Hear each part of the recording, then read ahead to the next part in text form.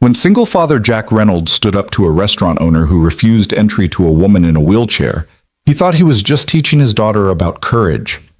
What he didn't know was that the woman he defended, Claire Donovan, was hiding a fortune worth millions, or that his act of defiance, captured on dozens of cell phones, would spark a lawsuit that threatened to destroy his life.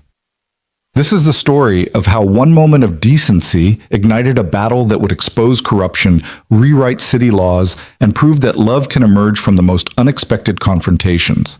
Stay with me until the end of this story and comment below with your city so I can see how far this message of courage has traveled across the world. The autumn wind carried the scent of rain and roasted coffee through downtown Portland's cobblestone streets as Jack Reynolds parallel parked his aging Honda Civic in front of Russo's, the kind of restaurant that announced its pretensions with gold leaf lettering and a doorman in an actual tailcoat. He cut the engine and turned to the back seat, where his 8-year-old daughter Mia was practically vibrating with excitement, her report card clutched in both hands like a winning lottery ticket. "Daddy, can I order the fancy pasta? The one with the name I can't say?" Jack laughed, the sound rougher than he intended. 3 years of single parenthood had worn his voice down to gravel, but Mia's joy always smoothed the edges. "Sweetheart, tonight you can order anything on that menu. Straight A's deserve straight-up celebration." She squealed, unbuckling her seatbelt with the kind of enthusiasm that made Jack's chest ache. Every moment like this, every proud smile, every achievement, every ordinary Tuesday that felt extraordinary, carried the ghost of what should have been. Sarah should have been here. His wife should have seen their daughter bloom into this bright, curious creature who devoured books and asked questions that made teachers call him in for conferences just to praise her. But Sarah's cancer had other plans, and now it was just the two of them against the world. Jack climbed out, straightened his only decent shirt, the blue button-down he reserved for parent-teacher conferences and rare celebrations, and walked around to open Mia's door. She bounded out, her purple backpack bouncing, her pigtails slightly crooked because he still hadn't mastered the art of hairstyling that his wife had made look effortless. "Remember our restaurant rules?" he asked, taking her hand as they approached the entrance. "Inside voices, napkin in lap, say please and thank you, and no phones at the table," Mia recited dutifully. Then she grinned up at him. "You remembered to charge yours, right? Last time you forgot and couldn't take my picture." "Charged and ready. I'm documenting this night for the history books." He ruffled her hair, earning a giggle and a half-hearted protest about messing up her style. The doorman, a stern-faced man whose name tag read Peter, held the door open with mechanical courtesy. The interior of Russo's hit Jack like a wave of intimidation. Crystal chandeliers that probably cost more than his car, tables draped in white linen so pristine they looked afraid of food, and the kind of hushed atmosphere that made even breathing feel inappropriate. Classical music whispered from hidden speakers, and well-dressed couples murmured over wine glasses that caught the light like liquid rubies. Jack's delivery driver salary suddenly felt very loud in this quiet space. "Reservation?" A hostess materialized at a wooden podium, her expression managing to be both welcoming and somehow measuring his net worth in a single glance. "Reynolds, 7:30, Jack said, trying to sound like he belonged here. She scanned her tablet, her perfectly manicured nail clicking against the screen. "Ah, yes, table for two. If you'll follow me, The crash of the front door interrupted her, slamming open with enough force to rattle the chandelier. Every head in the restaurant turned as a woman in a wheelchair maneuvered through the entrance, slightly breathless, clearly flustered. She was maybe in her early 30s, with auburn hair pulled back in a professional bun, wearing a charcoal blazer that spoke of boardrooms and business lunches. Her wheelchair was sleek, expensive-looking, the kind of medical equipment that suggested both necessity and means. "Good evening," she said to the hostess, her voice cultured and warm. "Table for one, please? I know I should have called ahead, but I'm sorry." The voice came from behind the woman, cold and sharp as January ice. Jack watched as a man emerged from what looked like a private dining area, mid-50s, salt and pepper hair, slicked back with too much product, wearing a suit that probably cost more than Jack's monthly rent. His face had the kind of entitled hardness that came from never hearing the word no, and his eyes were already dismissing the woman before she could finish turning her wheelchair around. "Vincent Russo," the hostess said quickly, her tone shifting to something between deference and nervousness. "Mr. Russo, this guest—" "I can see what she is," Vincent interrupted, and the way he said she made Jack's stomach clench. The restaurant owner gestured vaguely at the wheelchair, his lip curling slightly. "And I'm afraid we can't accommodate that situation tonight." The woman, Claire, Jack would later learn, went very still. "Excuse me?" "You heard me. The wheelchair. It's a safety hazard. Fire codes, you understand." Vincent's smile didn't reach his eyes. "Besides, it makes the other guests uncomfortable. This is a fine dining establishment, not a what?" Claire's voice had dropped 20 degrees. "Not a place where disabled people are allowed to exist?" The classical music suddenly seemed very loud in the silence that followed. Jack felt Mia's hand tighten in his, felt her looking up at him with those wide brown eyes that were far too knowing for 8 years old. Around them, other diners had stopped pretending not to listen. Phones were emerging from pockets and purses, a modern reflex to document conflict. Vincent's face flushed, but his expression remained granite hard. "I don't appreciate your tone, miss. I'm simply explaining that we're fully booked and cannot safely accommodate your equipment. Perhaps the diner 2 blocks down would be more suitable for your needs." "You're fully booked?" Claire repeated, her voice shaking now, not with fear, Jack realized, but with barely controlled rage. "Your hostess was about to seat me before you intervened." The hostess was mistaken. Vincent turned to the young woman at the podium, who had gone pale. "Weren't you Jennifer?" Jennifer looked like she wanted to melt into the floor. I didn't realize." "That's enough." Jack heard the words leave his mouth before his brain caught up with his body. He felt Mia's hand slip from his as he stepped forward, felt the weight of every eye in the restaurant turned toward him, felt his heart hammering against his ribs like it was trying to escape. Vincent's cold gaze found him. "I'm sorry, who are you?" "Someone who's about to lose his appetite," Jack said, and he was surprised by how steady his voice sounded despite the adrenaline flooding his system. "Sir, you just told this woman she can't eat here because she uses a wheelchair. That's not a safety concern. That's discrimination. That's illegal." "It's also none of your business," Vincent shot back, his voice rising. "This is my restaurant, and I decide who I serve. If you don't like it, there's the door." "Daddy?" Mia's voice was small, worried. Jack held up a hand, not taking his eyes off Vincent. "Hold on, sweetheart." To the owner. "Actually, it became my business the second you decided to humiliate someone in front of a room full of witnesses. You think people don't know what you're doing? You think we can't see through the fire code excuse?" "I don't have to explain my policies to a delivery driver," Vincent sneered, and Jack realized the man must have noticed the company logo still visible on his car keys. "Why don't you escort your daughter out of here before I have Peter remove both of you?"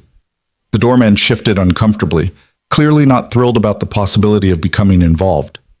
Claire rolled her wheelchair forward slightly. "Please, it's fine. I don't want to cause trouble." "You're not causing anything," Jack interrupted gently, glancing at her. "He is." Back to Vincent. "You know what? You're right. I am just a delivery driver. I work 12-hour shifts 6 days a week to put food on the table and keep my daughter in a decent school district. I can't afford lawyers or fancy restaurants or whatever power trip you're on right now. But I can afford to look my kid in the eye tonight and know I taught her something important."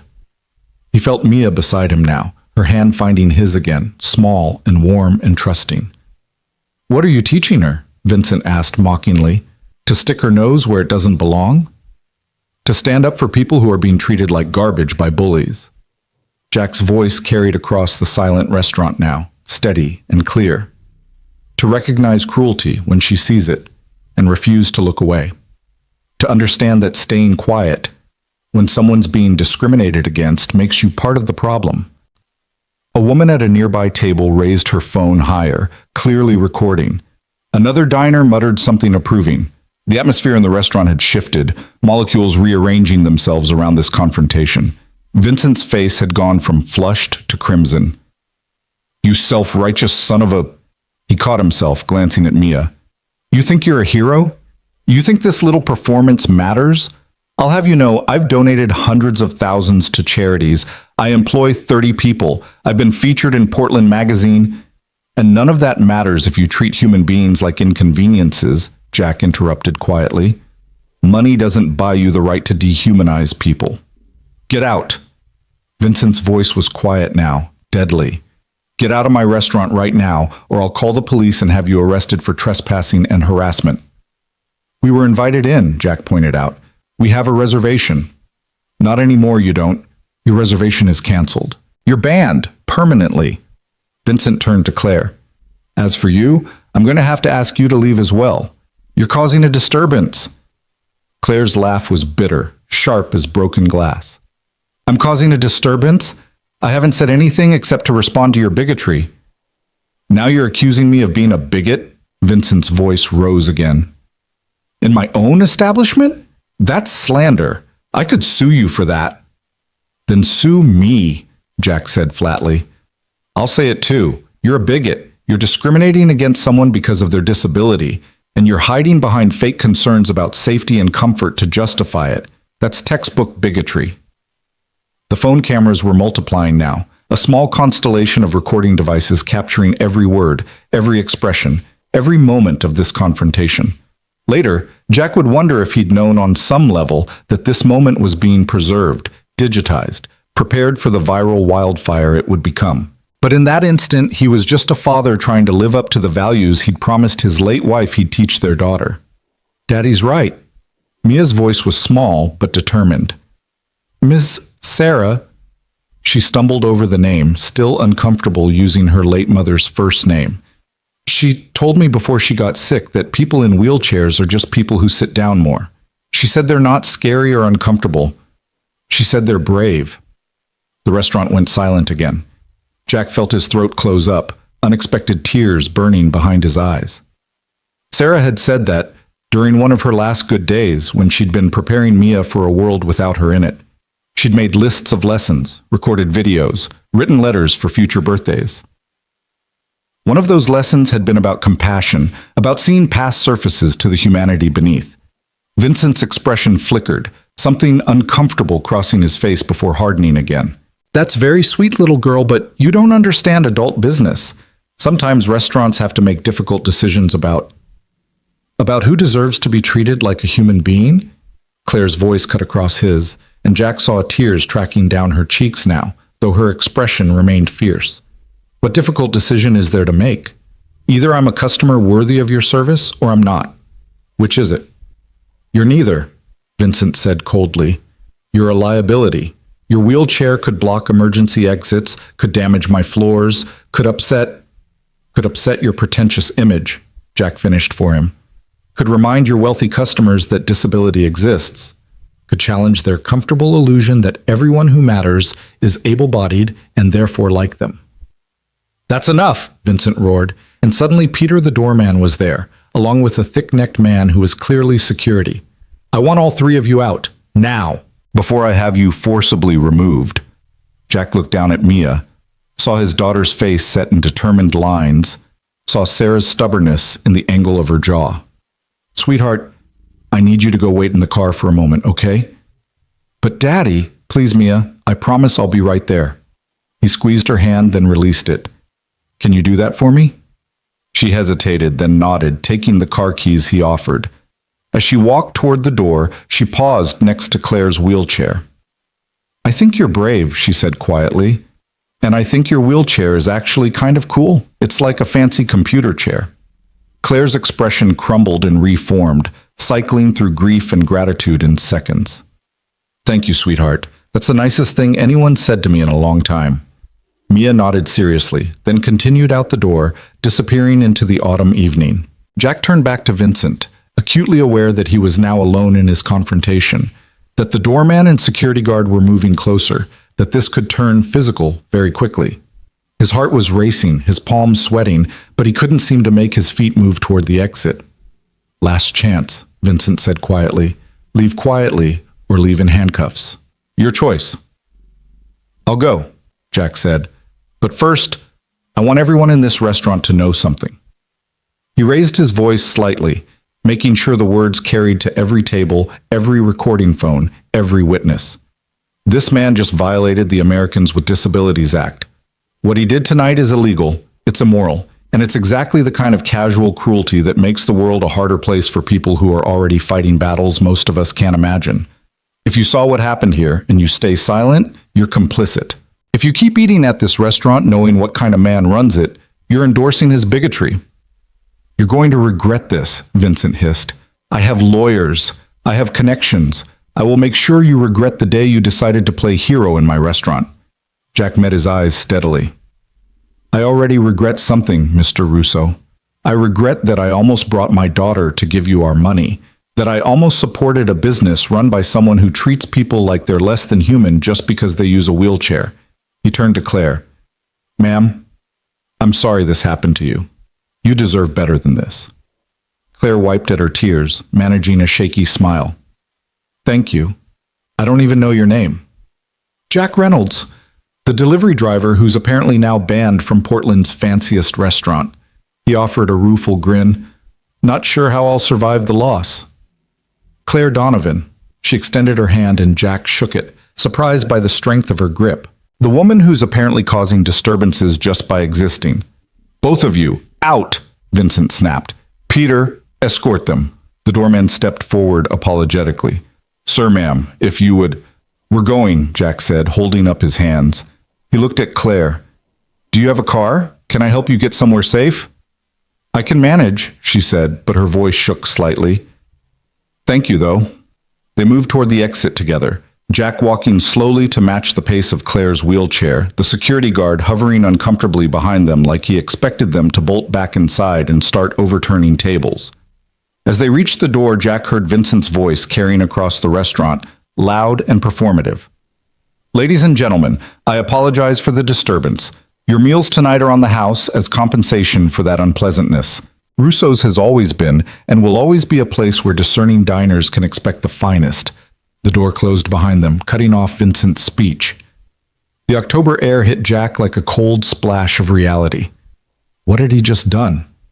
He'd just gotten himself and his daughter kicked out of a restaurant, probably made an enemy of one of Portland's more influential business owners, and definitely blown their celebration dinner. Mia was going to be devastated. He found his daughter sitting on the hood of the Honda, swinging her legs, watching as Claire maneuvered her wheelchair down the shallow ramp that led from Russo's entrance to the sidewalk. The building's facade lights cast long shadows, and somewhere nearby a street musician was playing guitar, the melancholy melody seeming to underscore the surreal nature of what had just happened. That was scary, Mia announced as Jack approached, but also kind of cool, like when superheroes stand up to bad guys. I'm not a superhero, sweetheart. I'm just a dad who couldn't keep his mouth shut. Jack ran a hand through his hair, feeling the adrenaline starting to drain away, leaving exhaustion in its wake. I'm sorry about dinner. I know you were excited. Are you kidding? Mia bounced off the hood, her report card still clutched in one hand. That was way better than fancy pasta. You were like Captain America, but with arguing instead of a shield. Despite everything, Jack laughed. I don't think Captain America ever got kicked out of a restaurant. He would have if the restaurant was being mean to people. Mia's certainty was absolute. Then her expression shifted, growing more serious. Daddy, why was that man so mad at the lady in the wheelchair? Before Jack could formulate an age-appropriate explanation of discrimination, Claire's voice interrupted softly. Because some people are afraid of anything different, she said, having navigated her wheelchair closer to them. And sometimes fear makes people cruel. She'd stopped a few feet away under a streetlight that made the tears still drying on her cheeks glisten. Up close, Jack could see she was younger than he'd first thought, probably close to his own age, mid-30s at most. Her eyes were red-rimmed but sharp, intelligent, assessing him with an intensity that made him feel suddenly self-conscious about his rumpled shirt and cheap watch. I'm sorry you had to see that, sweetheart, Claire continued, addressing Mia directly. That must have been confusing. It was mean, Mia said matter-of-factly. Ms. Sarah said mean people are usually sad inside, and that's why they're mean to others. Is that man sad?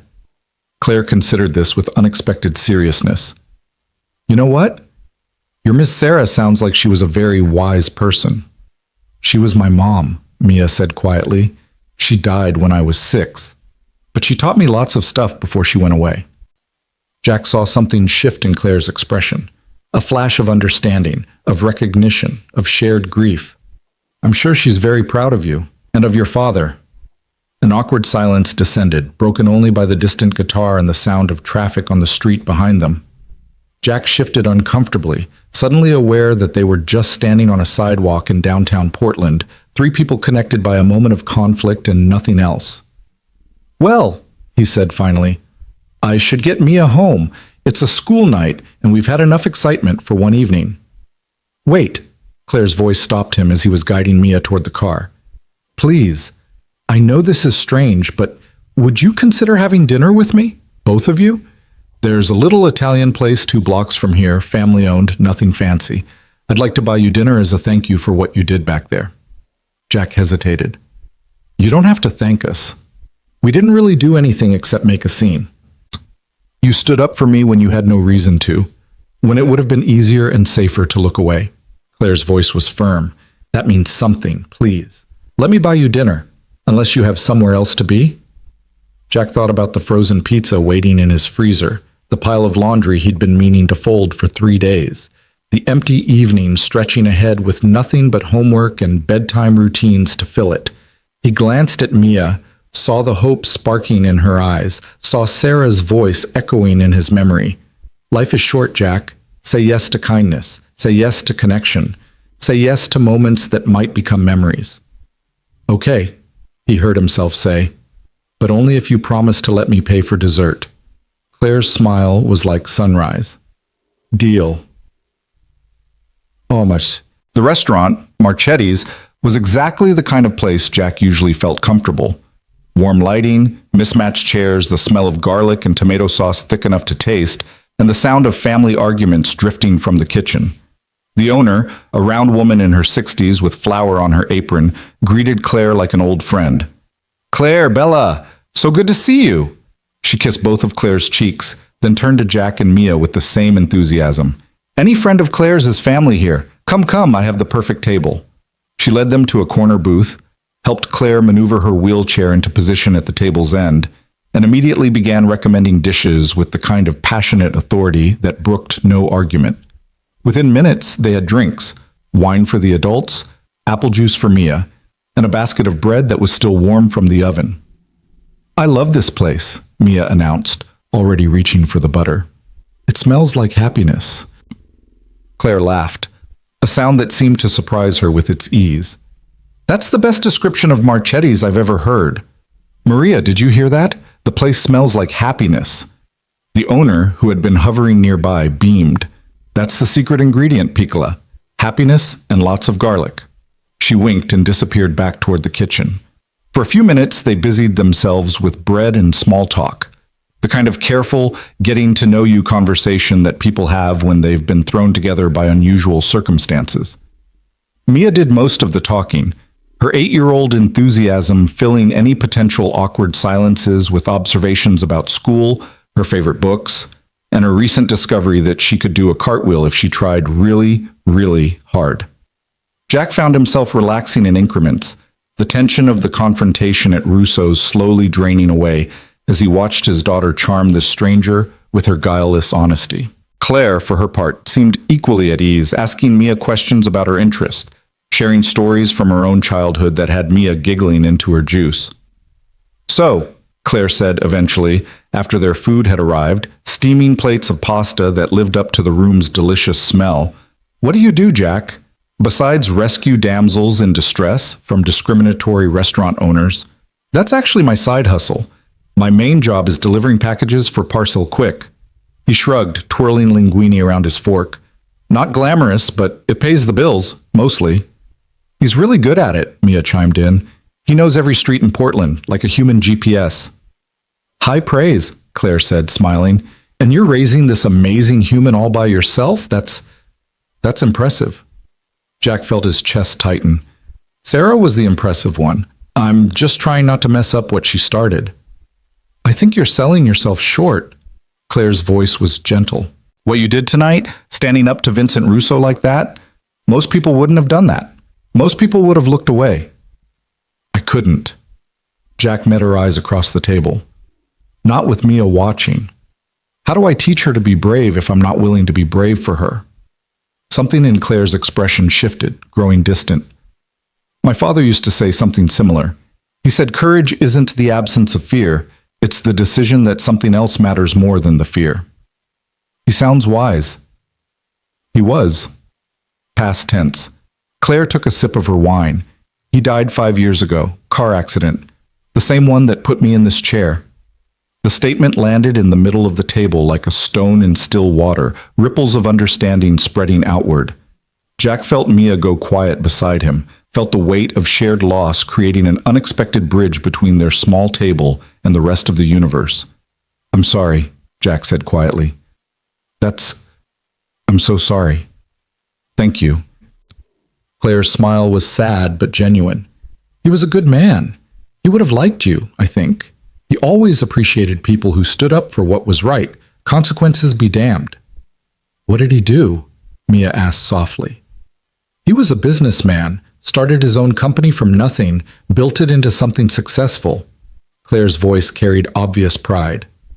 He taught me everything I know about running an organization, about leadership, about integrity. Is that what you do? Jack asked. Business? Something like that. Claire's answer was vague enough to be noticeable, but before Jack could press, she changed the subject. What about you, Mia? What do you want to be when you grow up? The conversation shifted, flowing into easier topics. Mia's ambitions, currently fluctuating between veterinarian and astronaut. Claire's love of reading, matching Mia's enthusiasm book for book. Jack's attempts to master cooking beyond his limited repertoire of 5 dishes, currently stuck at 4.5. They laughed, they talked, they connected in that strange, unexpected way that sometimes happens when crisis strips away the usual social pretenses and leaves people raw enough to be real with each other. It was nearly 9:30 when Jack finally checked his watch and realized how late it had gotten. We should go. Mia has school tomorrow, and I have an early delivery route. They settled the bill, Jack true to his promise about dessert, and made their way outside. The October night had grown colder, frost threatening in the sharp air. Claire wrapped her coat tighter, and Jack noticed the way she seemed to brace herself before speaking. Thank you, she said, for tonight, for what you did at Russo's, for dinner, for conversation, for treating me like a person instead of a problem. You have no idea how rare that is. You are a person, Jack said simply. Anyone who can't see that is an idiot. There are a lot of idiots in the world. True. But there are also a lot of good people, like Maria. He gestured back toward Marchetti's. And hopefully, like most of the people who saw what happened tonight. Claire's expression clouded. About that. Those phones. All those people recording. I've been thinking, that video is probably online already. It might go viral. Jack hadn't considered that. The adrenaline of the confrontation had pushed everything else out of his mind. Would that be bad? I don't know. Claire looked uncertain for the first time that evening. Viral videos can go either way. Either people support what you did or they tear you apart for making a scene, sometimes both. Then I guess we'll find out. Jack tried to sound more confident than he felt. Whatever happens, I don't regret it. You might. Vincent Russo doesn't strike me as the forgiving type. Let him be mad. What's he going to do? Ban me from more restaurants I can't afford? Claire laughed, but it sounded worried. Just be careful, okay? Men like Vincent have long memories and expensive lawyers. They exchanged phone numbers, just in case, Claire said, though in case of what went unspoken. Then they parted ways, Claire heading toward a nearby parking garage, Jack and Mia walking back to the Honda. I like her, Mia announced as Jack buckled her into the back seat. She's nice and funny and smart. She is all of those things, Jack agreed. Do you think we'll see her again? Jack thought about Claire's warning about Vincent Russo, about viral videos and expensive lawyers, about the way the universe had a habit of making simple moments complicated. I don't know, sweetheart. Maybe. I hope so. Mia yawned, her excitement finally giving way to exhaustion. Tonight was the best celebration ever, Daddy. Even better than fancy pasta would have been. Jack started the car, glancing back at his daughter in the rearview mirror. She was already half asleep, her report card still clutched in one hand, a small smile on her face. "Yeah," he said softly, pulling out into the empty street. "Yeah, it really was." But by morning, Jack's phone had 17 missed calls, 43 text messages, and 6 voicemails. He woke to the sound of notifications chiming like a broken alarm clock, sat up in confusion, and fumbled for his phone on the nightstand. The first text was from his coworker, Derek. Dude, are you the guy from the restaurant video?" The second was from his sister in Seattle. "Jack, please call me. What the hell happened last night?" The third was from a number he didn't recognize.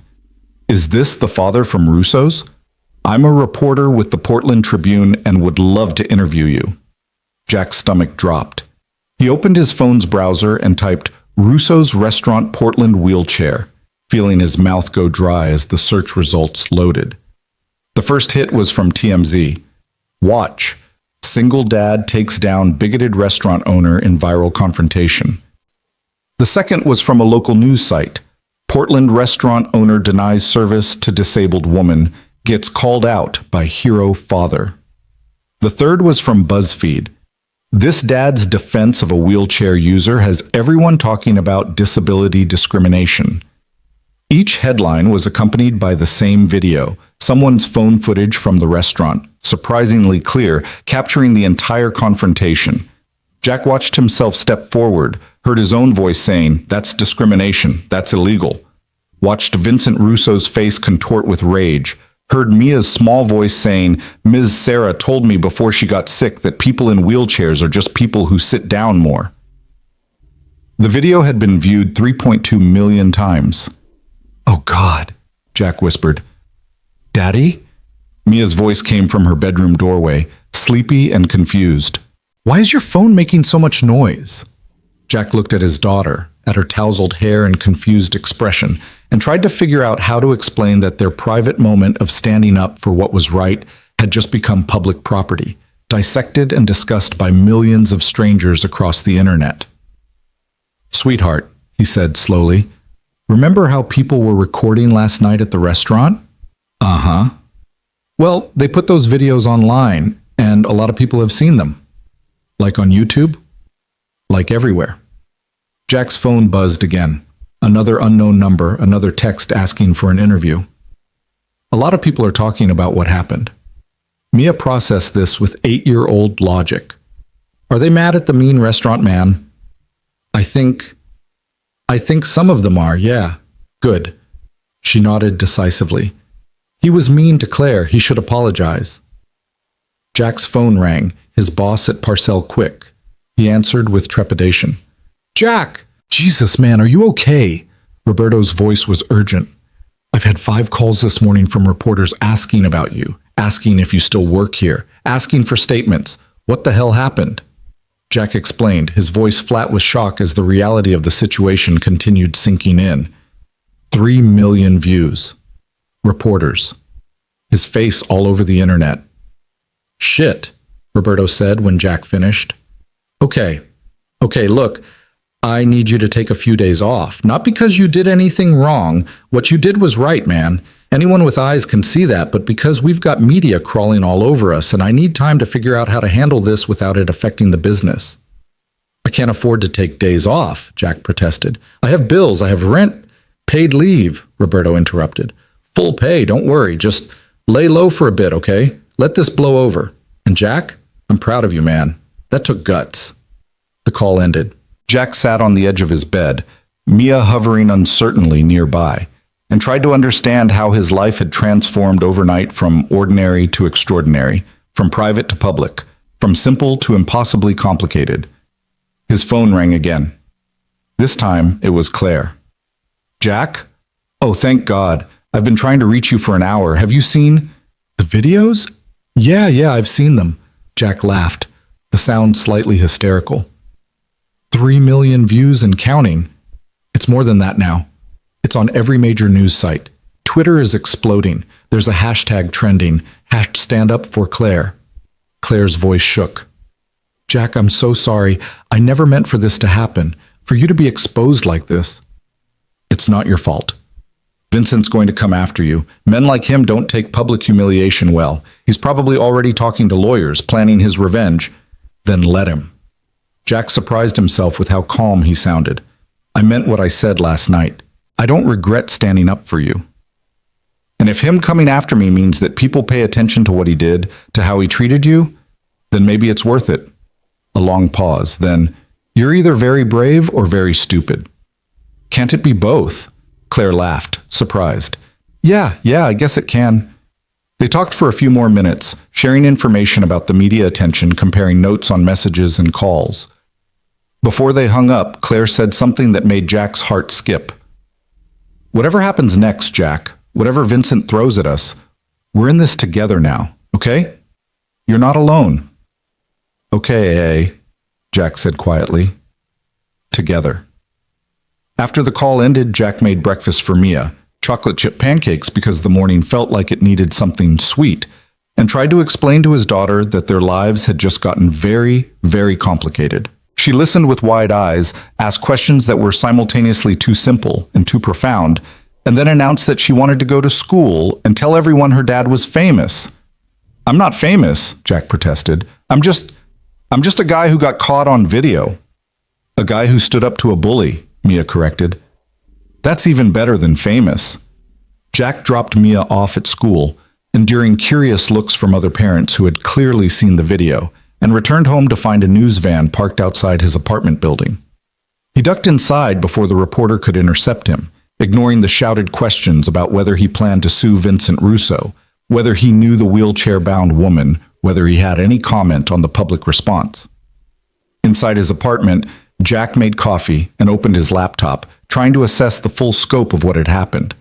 The video wasn't just viral, it was a cultural moment. Think pieces were being written about disability discrimination in fine dining. Activists were organizing protests outside Russo's. Vincent Russo's Instagram and Yelp pages were being flooded with one-star reviews and angry comments. But there was also a darker undercurrent. Some people were defending Vincent, claiming he had the right to refuse service, that Jack was a social justice warrior looking for attention, that the whole thing was staged. Anonymous accounts were posting Jack's address, his employer's information, his late wife's obituary with cruel commentary. The internet, Jack was learning, was both magnificent and monstrous in its capacity for collective response. His phone rang again. Another unknown number. This time Jack answered. Mr. Reynolds? My name is Margaret Stevens. I'm calling from the law offices of Preston, Hayes, and Burke. We represent Vincent Russo and the Russo's Restaurant Corporation. Jack's blood went cold. Okay. Mr. Russo wishes to inform you that you are hereby banned from all Russo restaurant properties in perpetuity. Additionally, we are serving you notice that Mr. Russo is considering legal action for defamation, slander, and tortious interference with business operations. You made several false and damaging statements about our client on a public platform, statements that have resulted in significant financial and reputational harm to his business. I didn't make any false statements, Jack said, trying to keep his voice steady. Everything I said was true. He did discriminate against a disabled woman. That's illegal. That's your interpretation. Our client disagrees, and he has the resources to make his disagreement very expensive for you. The lawyer's voice was clinical, professional. We're offering you one opportunity to avoid litigation, issue a public apology, admit you misunderstood the situation, and request that all viral videos be taken down. Do this within 48 hours, and Mr. Russo will consider the matter closed. And if I don't, then you'll be hearing from us in an official capacity. Mr. Russo is prepared to sue you for every penny you have and every penny you'll ever earn. Do you have a lawyer, Mr. Reynolds? No. Then I suggest you get one. You have 48 hours. The line went dead. Jack sat in his kitchen, coffee growing cold in his hand, and felt the walls of his simple life closing in. He had no savings to speak of, no safety net, no resources to fight a prolonged legal battle with a wealthy restaurant owner who clearly had no intention of letting this go. He thought of Mia, of her bright future, of the college fund he'd been slowly building, and how quickly it would evaporate if he had to hire lawyers and fight court battles. Maybe he should apologize. Maybe it wasn't worth it. Maybe protecting his daughter's future mattered more than defending his pride or some abstract principle about standing up for what was right. His phone rang again. This time it was Claire. "Jack, I just got a call from someone claiming to be Vincent's lawyer. Did you?" "Yeah. 48 hours to apologize or he sues me for everything I have." Jack laughed bitterly. "Which, granted, isn't much, but it's all I've got." "Damn it! Damn him!" Claire sounded furious. "He's trying to silence you, to make an example of you so no one else dares to call him out." "It's working," Jack admitted quietly. "Claire, I have a kid to think about. I can't afford lawyers. I can't afford to lose my job or my apartment. Maybe I should just apologize and make this go away." "Don't."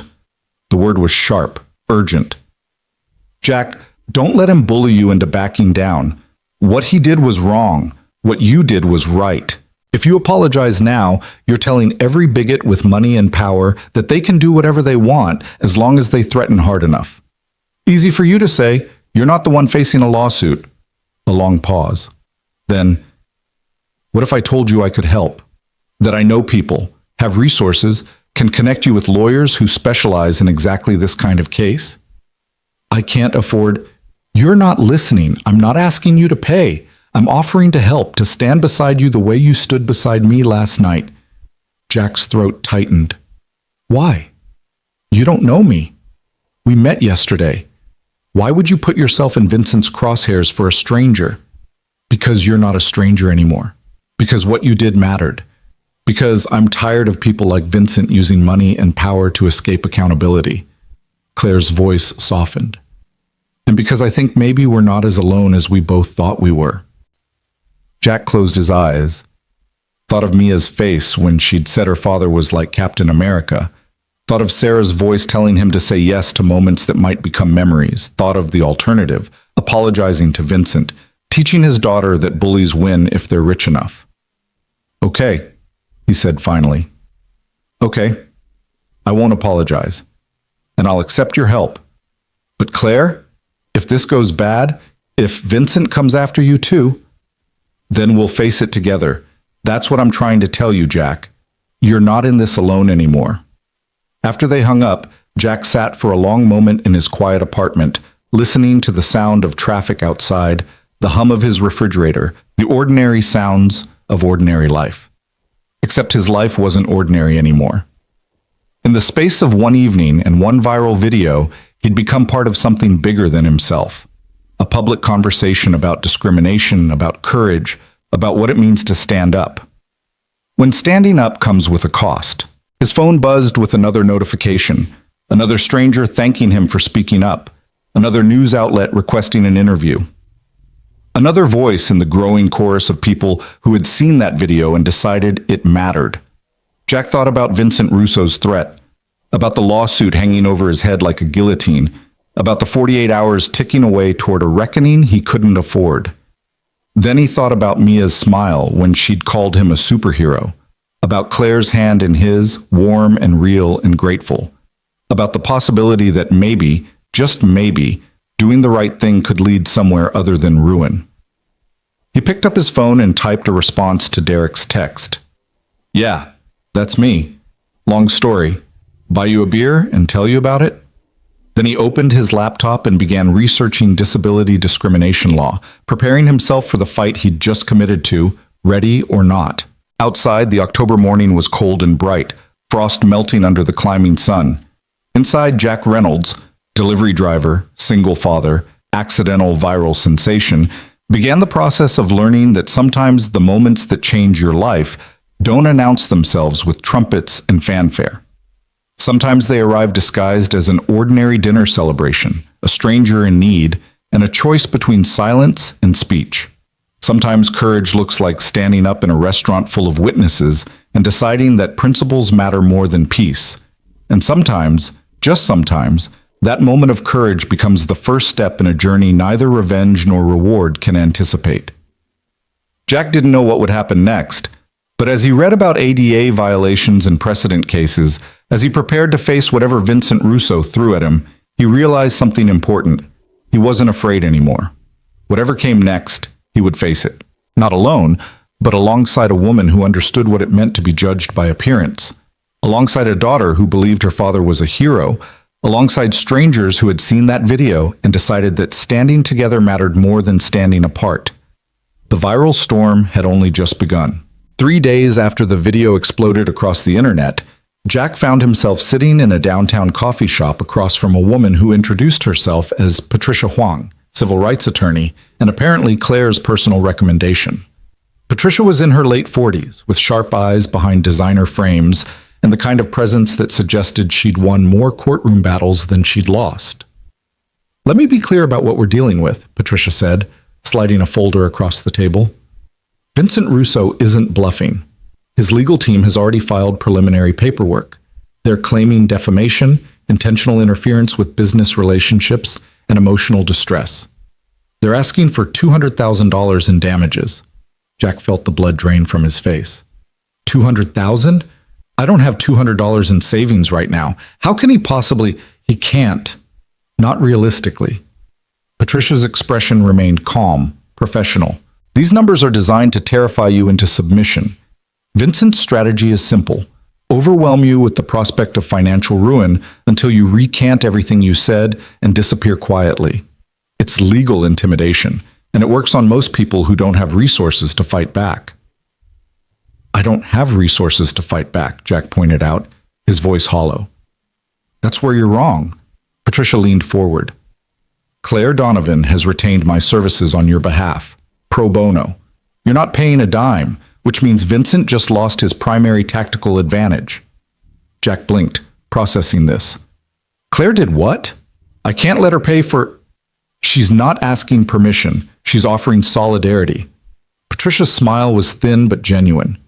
"Besides, this case interests me professionally. The ADA violations are clear-cut. Vincent's discrimination was witnessed by dozens of people and captured on multiple videos. If he wants to take this to court, I'm more than happy to countersue him into the ground for disability discrimination." "But the lawsuit, his lawyers said I slandered him, that I made false statements. Truth is an absolute defense against defamation." Patricia tapped the folder. "Everything you said in that restaurant was factually accurate. Vincent did refuse service to a disabled woman. He did violate the Americans with Disabilities Act. You called him a bigot, which is an opinion protected by the First Amendment. His lawsuit is frivolous, and any competent judge will see that immediately." Jack felt something loosen in his chest, though anxiety still coiled tight around his ribs. "So what happens now?" "Now we go on offense. We file a countersuit against Vincent and Russo's for blatant ADA violations. We subpoena his business records, his employee testimonies, his previous complaints. We turn his intimidation tactic into a public examination of his discriminatory practices." Patricia's eyes glinted behind her glasses. "And based on what Claire has told me about Vincent's reputation, I'm willing to bet we'll find a pattern of behavior that goes far beyond one incident." "A pattern?" "People like Vincent rarely start being bigots overnight. If he was comfortable enough to discriminate so openly, so publicly, it's because he's done it before and gotten away with it." Patricia pulled out her tablet, showing Jack a series of documents.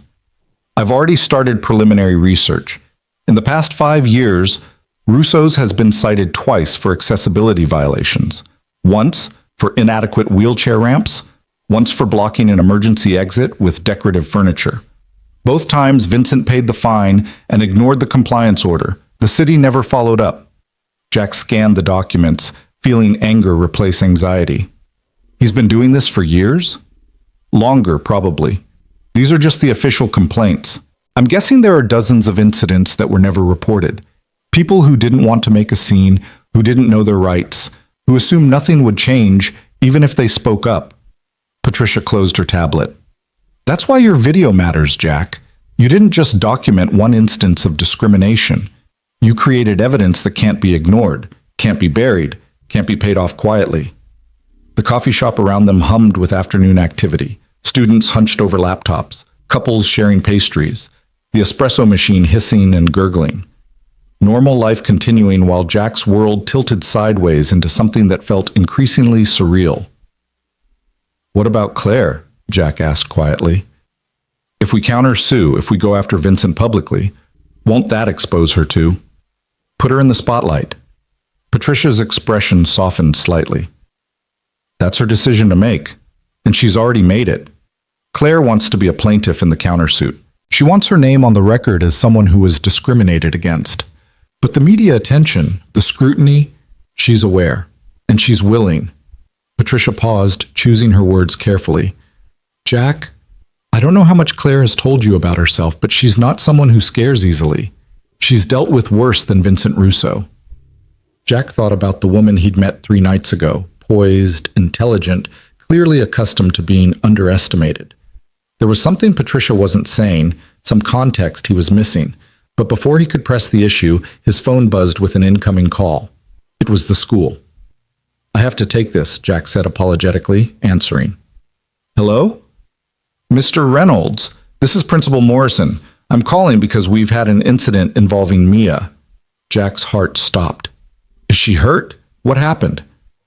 She's fine physically, but there was an altercation with another student during lunch. The other child's parent has filed a complaint, and I need you to come to the school immediately to discuss the situation.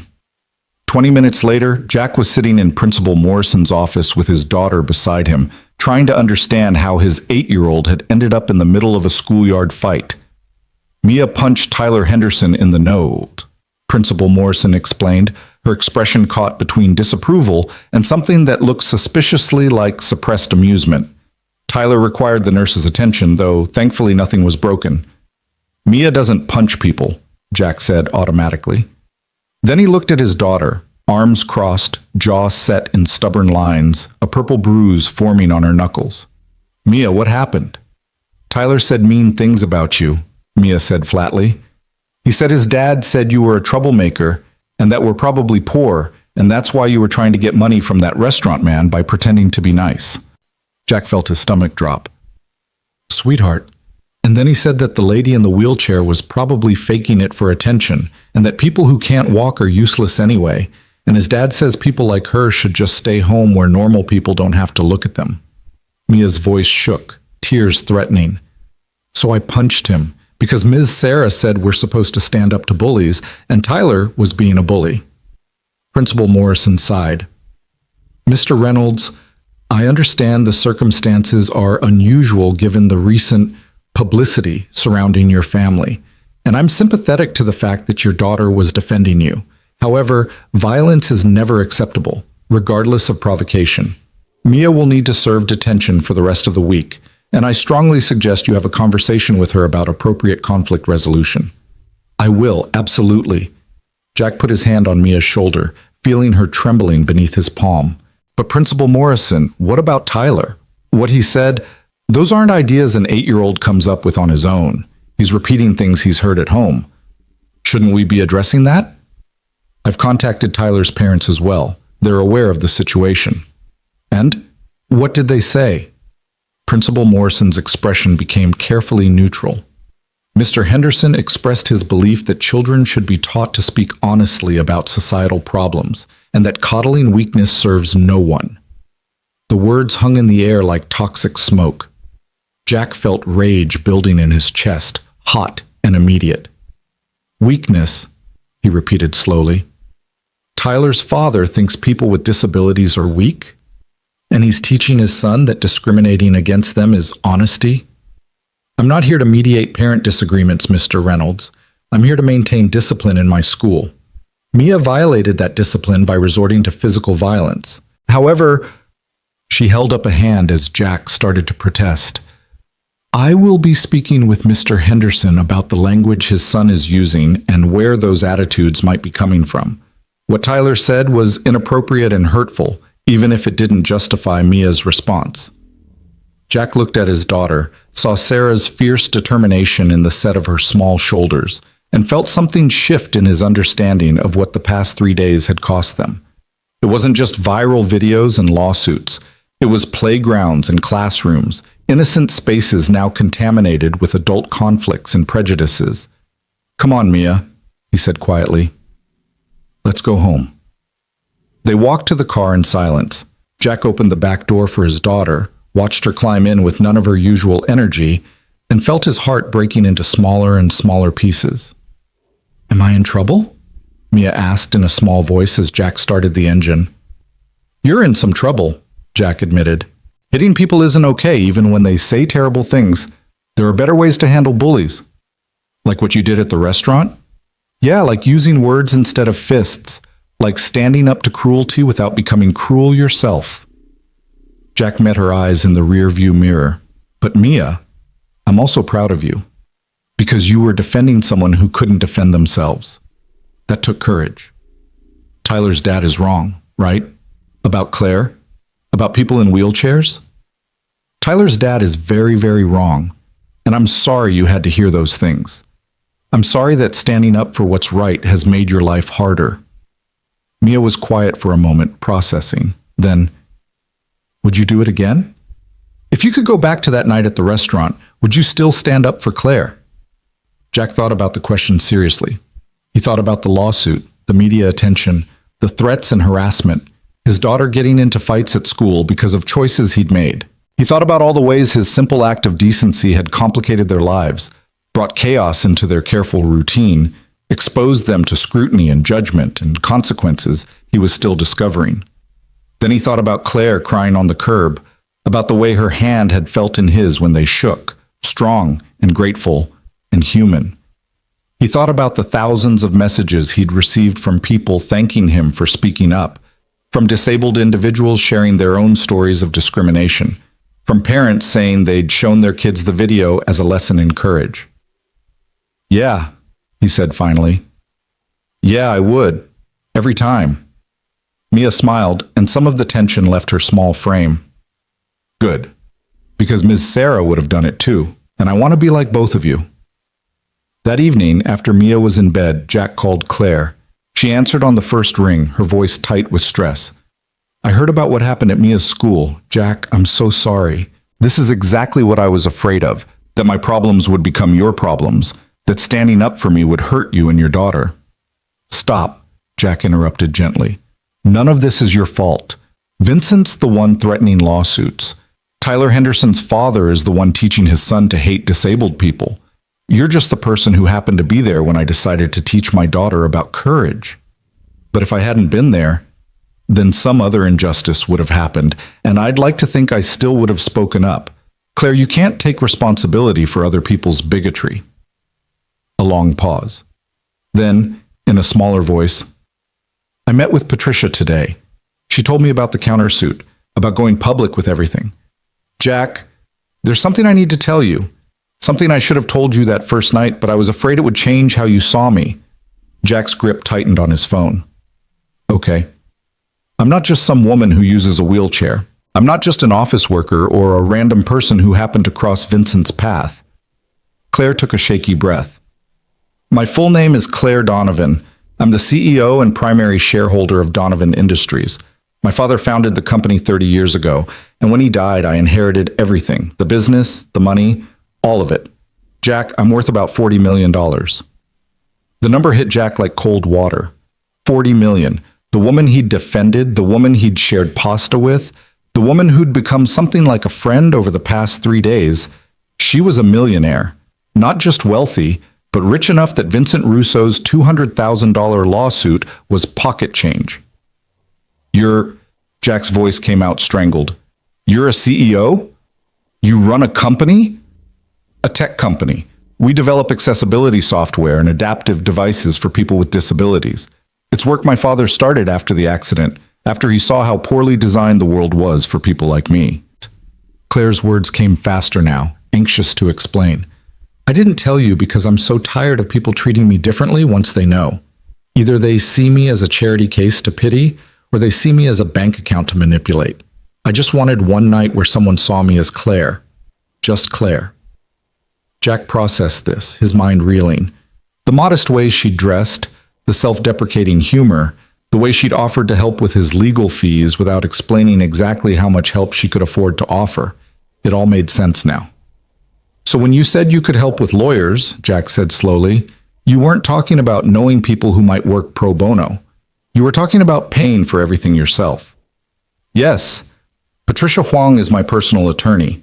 I've used her services for years, both for business and personal matters. She's one of the best civil rights lawyers in the state, and she charges accordingly. Jack, I'm covering all legal fees, all court costs, everything. You don't have to worry about money. I can't let you do that. You can't stop me. Claire's voice was firm now, the executive confidence showing through. This isn't charity. This is me using my resources to fight something that's wrong. Vincent discriminated against me. You defended me, and now he's attacking you. We're both victims here, and I refuse to let him win just because he assumed we'd be too poor or too scared to fight back. Jack walked to his kitchen window, staring out at the parking lot of his apartment complex. A millionaire. Claire Donovan was a millionaire CEO who could buy his entire building without noticing the expense, and somehow she'd been sitting in his Honda Civic 3 nights ago, eating at a family restaurant, laughing at his daughter's jokes like they were all just ordinary people sharing an ordinary evening. Does this change things? Claire asked quietly, vulnerability creeping back into her voice. Between us? Now that you know? Did it? Jack examined his feelings with the same honesty he tried to bring to every difficult question. He thought about the woman he'd met that night, the warmth in her laugh, the intelligence in her eyes, the way she'd treated Mia with genuine interest rather than patronizing sweetness. He thought about their conversation at Marchetti's, the easy flow of words, the sense that he was talking to someone who understood loss and loneliness, and the strange courage it took to rebuild a life from ruins. The money didn't change any of that. The CEO title didn't erase the tears he'd seen on her face when Vincent refused her entry. The millions in her bank account didn't make her any less human, any less worthy of defense, any less deserving of being treated with basic decency. No, Jack said finally. It doesn't change things. You're still the person who thanked me for standing up for you. Still the person who made my daughter laugh. Still the person Vincent Russo treated like garbage for no reason except that she uses a wheelchair. He heard her breath catch, something between a laugh and a sob. You have no idea how much I needed to hear that. Claire, can I ask you something? Why hide it? If you're that successful, that established, why go out alone? Why dress down? Why act like you're just another person trying to get a table at a restaurant? Because I'm just another person, Claire said softly. The chair doesn't define me, but neither does the money. And I'm exhausted by people who can't see past one or the other. My employees treat me like I'm fragile. My board members treat me like I'm a liability. Society treats me like I'm either inspirational or invisible, depending on whether my story is convenient for them. I just wanted one night where I could be normal, where I could eat dinner without a reservation at the best table, without staff hovering, without everyone performing their pity or admiration. And instead you got Vincent Russo. And instead I got you. Claire's voice warmed, which turned out to be much better than a quiet dinner alone. They talked for another hour, Claire explaining more about her company, her work, the complicated navigation of being a disabled woman in a business world that still largely saw disability as weakness. Jack shared more about his life with Mia, the challenges of single parenthood, the way grief sometimes hit him sideways on random Tuesdays when he heard a song Sarah used to love or smelled her perfume on a stranger passing by. When they finally hung up, Jack realized something that both thrilled and terrified him. He was starting to care about Claire Donovan in ways that had nothing to do with viral videos or lawsuits or shared battles against discrimination. He was starting to care about her as a woman, complex and brilliant and wounded and strong, who had somehow stumbled into his life at exactly the moment he'd forgotten he was allowed to want anything beyond survival. The next morning brought a new development that shifted everything sideways again. Jack's phone rang at 6 a.m. Patricia Huang, her voice crackling with controlled excitement. We've got something big. Jack, are you sitting down? I'm barely conscious. What's going on? I've been digging into Vincent Russo's history, and I found 5 other incidents, 5 documented cases of discrimination at Russo's over the past 7 years. Different victims, same pattern. A veteran in a wheelchair refused service in 2018. An elderly woman with a walker turned away in 2019. A man with a service dog told the animal wasn't allowed despite clear ADA protections. Each time, Vincent offered money to make it go away. Each time, the victims signed NDAs and disappeared. Jack was suddenly very awake. NDAs? He paid people to stay quiet about discriminating against them? Exactly. which means Vincent has known for years that what he's doing is illegal, has chosen to continue doing it anyway, and has actively worked to cover it up. This isn't ignorance or poor judgment. This is systematic, willful violation of civil rights law. Patricia's satisfaction was audible. And here's the best part. NDAs can be challenged in court when they're used to conceal illegal activity.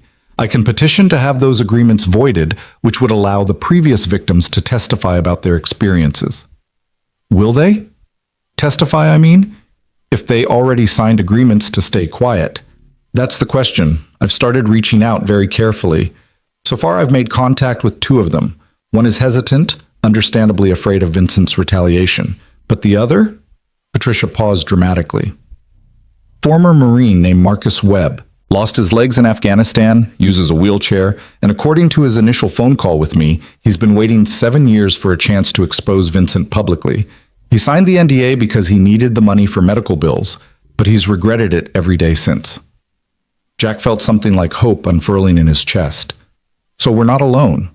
There are other people Vincent hurt, other people who want to come forward. Not just people. A pattern. A documented, undeniable pattern of discrimination that turns Vincent's lawsuit from intimidation into evidence of his own guilt. He's suing you for calling him a bigot while simultaneously sitting on 7 years of settlements paid to disabled people he discriminated against. Any halfway competent prosecutor could build a civil rights case on this. What do we do now? Now we amend our countersuit. We add Marcus Webb as a co-plaintiff, if he's willing.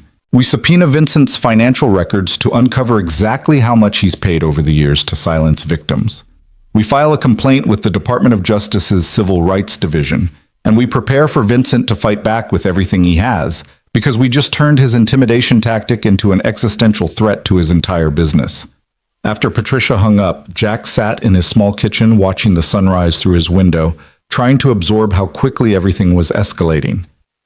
What had started as a single moment of standing up for a stranger was becoming something larger.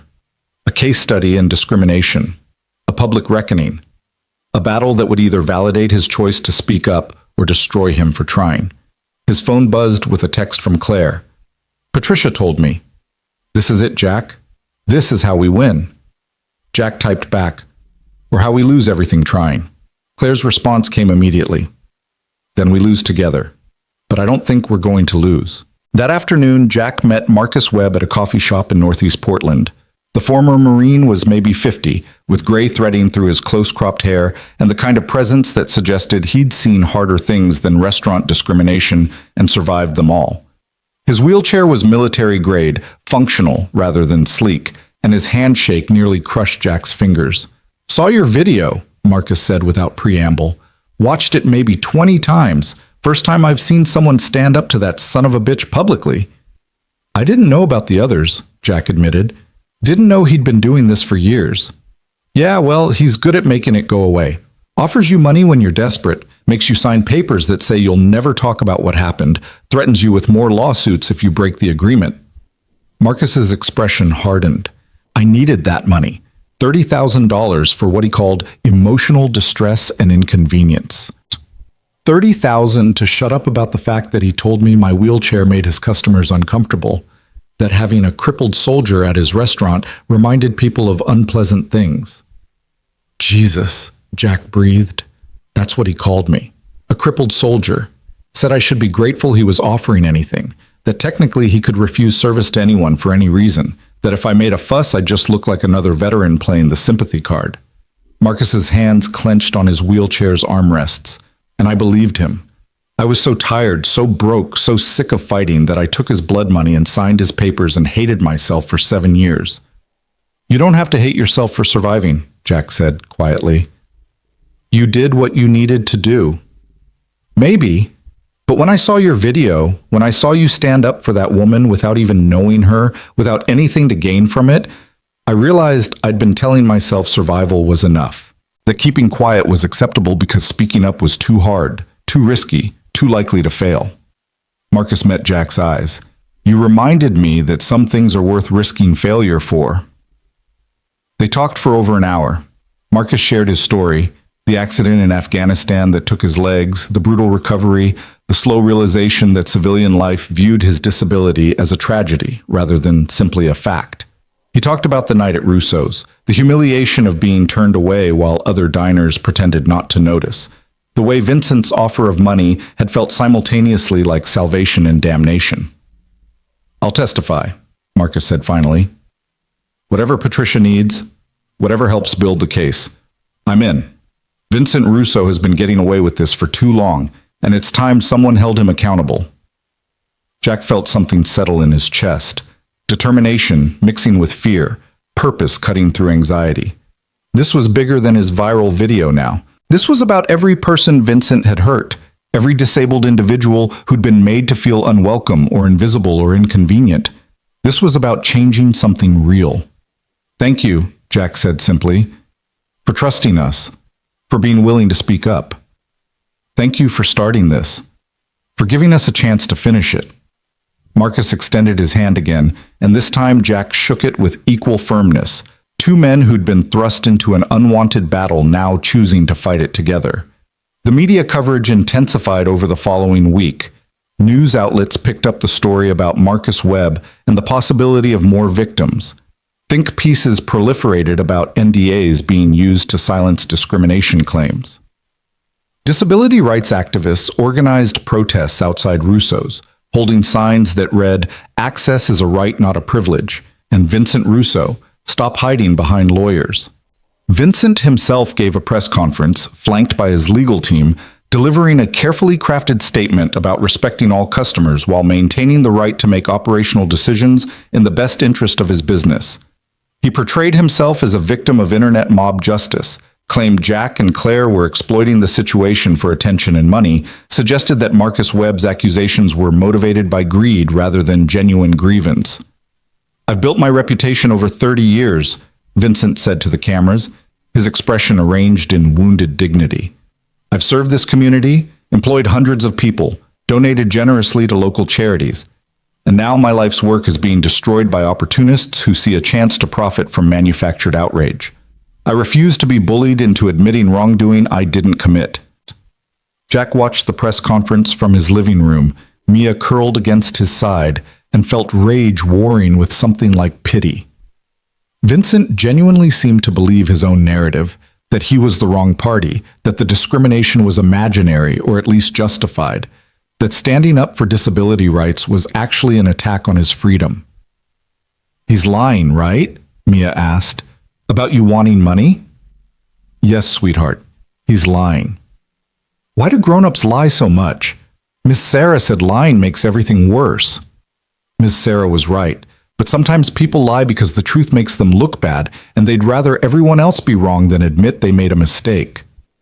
Mia processed this with 8-year-old logic. "That's dumb." "Yeah," Jack agreed, pulling her closer. "Yeah, it really is." The countersuit was filed formally 3 days later. Jack, Claire, and Marcus Webb listed as plaintiffs. The charges included violations of the Americans with Disabilities Act, discrimination based on disability, intentional infliction of emotional distress, and a request for damages not just for the plaintiffs, but for every victim Vincent had paid to silence.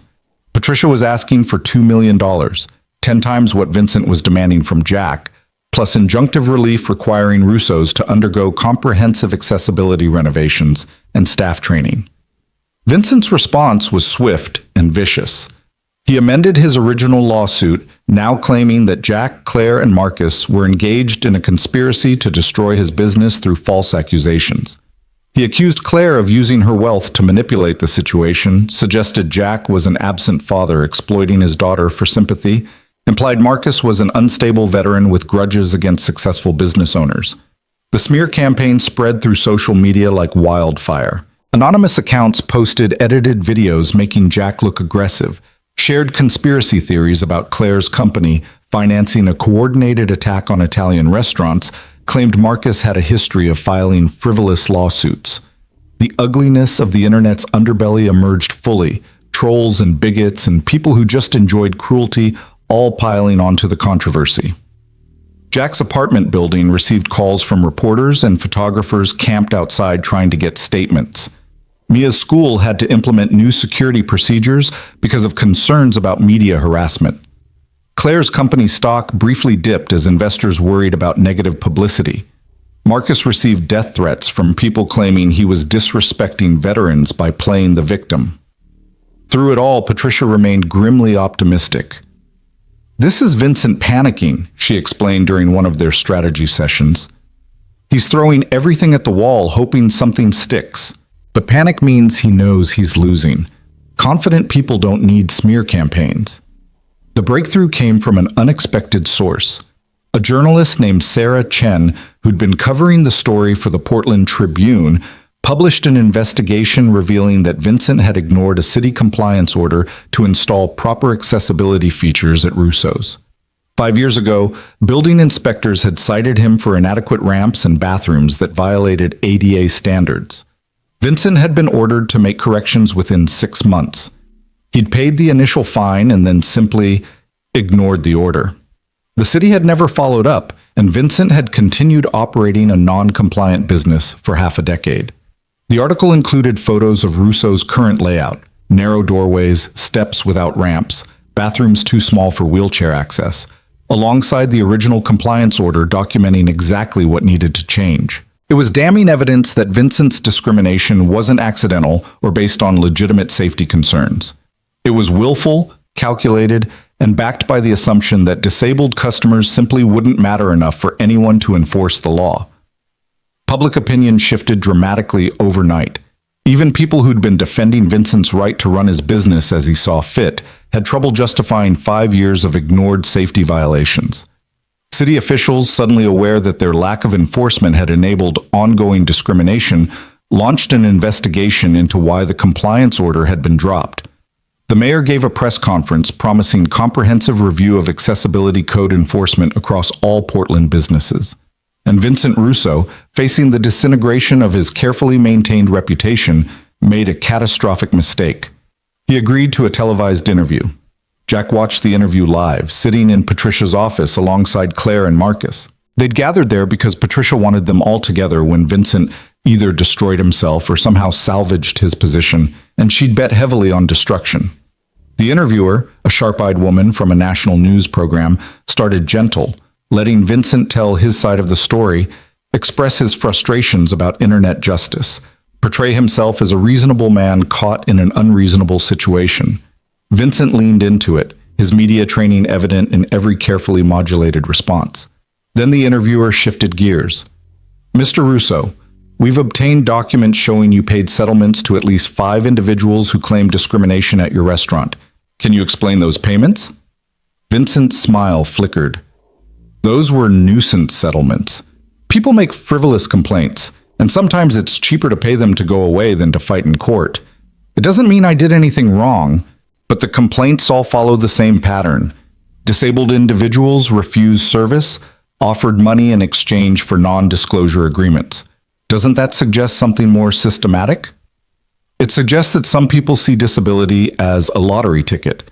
They go looking for situations they can exploit, then demand payment to avoid false accusations." Vincent's mask was slipping, irritation bleeding through. "I run a business, not a charity. I have to make decisions based on what's best for all my customers, not just one person's demands for special treatment." Jack felt Claire stiffen beside him. Marcus muttered something profane under his breath. The interviewer leaned forward slightly. "Special treatment? Access for disabled individuals isn't special treatment, Mr. Russo. It's a civil right protected by federal law. And I respect that law. But the law also allows business owners to make reasonable accommodations. Sometimes those accommodations conflict with the experience other customers expect when they come to a fine dining establishment."